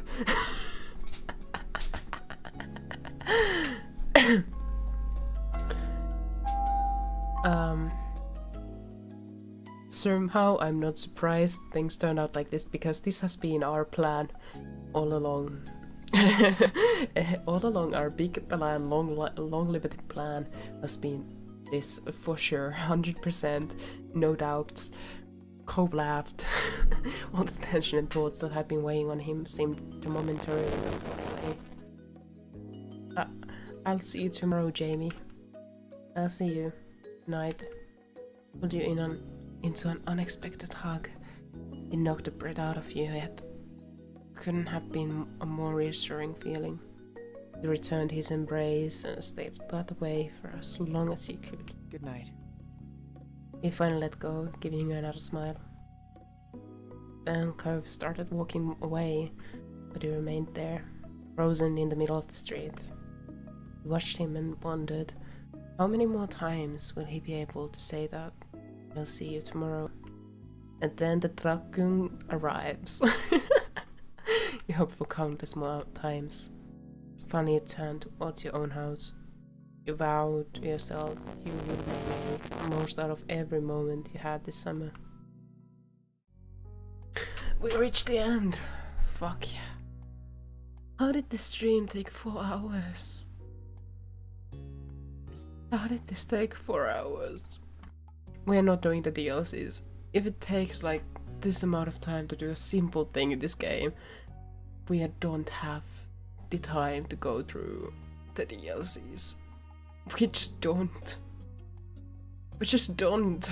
You have to buy DLCs yourselves. Oh man. How long did it take me last time to get to this part? Like, how long does it usually take me with this game? Let me see. My previous stream of our life. 3 hours. How did it take us an hour? I mean, we have been chatting so much. So much time for 2.7% progress.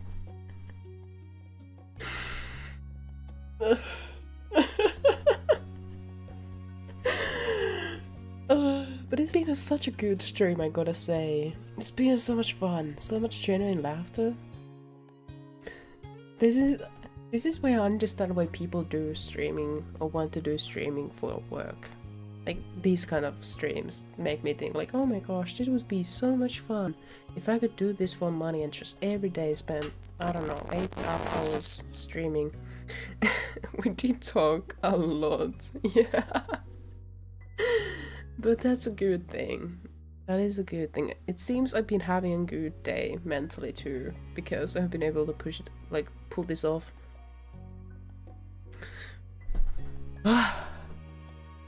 Well, I like this. This game is adorable. I adore the game. It's frustrating in many places, but it's like, I don't know, it's a dear game to me, even though it makes me rage with the side characters a lot. It's like a game that I have a lot of feelings and opinions about. In all ways. It's messy like a family. Game and its aspects. Anyway, I was supposed to say, I know I had Amnesia Part 2 planned for tomorrow, and I genuinely was mentally prepared for it, the puzzles.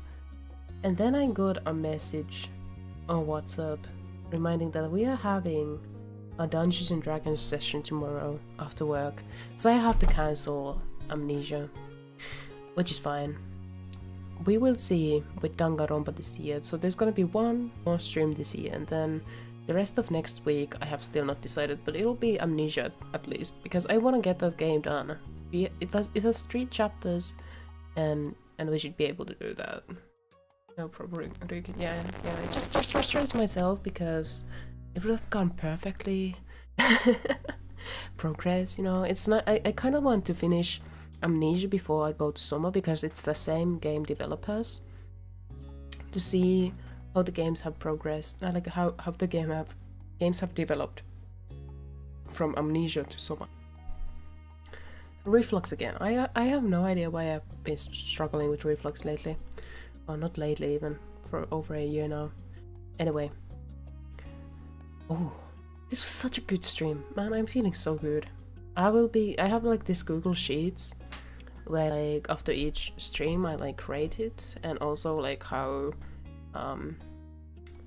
for example, cloudy my headspace feels and stuff like that, and some remarks and comments and suggestions for future and stuff like that. This is gonna be like 4.5 out of 5. This stream. Such a good stream. Thank you so much for it. Even if we did start with unfortunate mishaps and late. So thank you, Bonnie. And thank you, Flash, so much for keeping me company. If anyone is watching the board, I have no idea who could watch the board till this far, but if someone does, thank you for watching. And if there's someone who has been lurking at some point, someone stopping by, thanks for that too, even though those people are not hearing it. I'll see you again one more time this year, if you happen to pass by that, or like stop by at that stream, then go on Tuesday. And otherwise, if not, have a good rest of the year. Okay, I'm gonna go. Thank you so much. See you another time. Bye bye. Oh no, this is not this bye. No.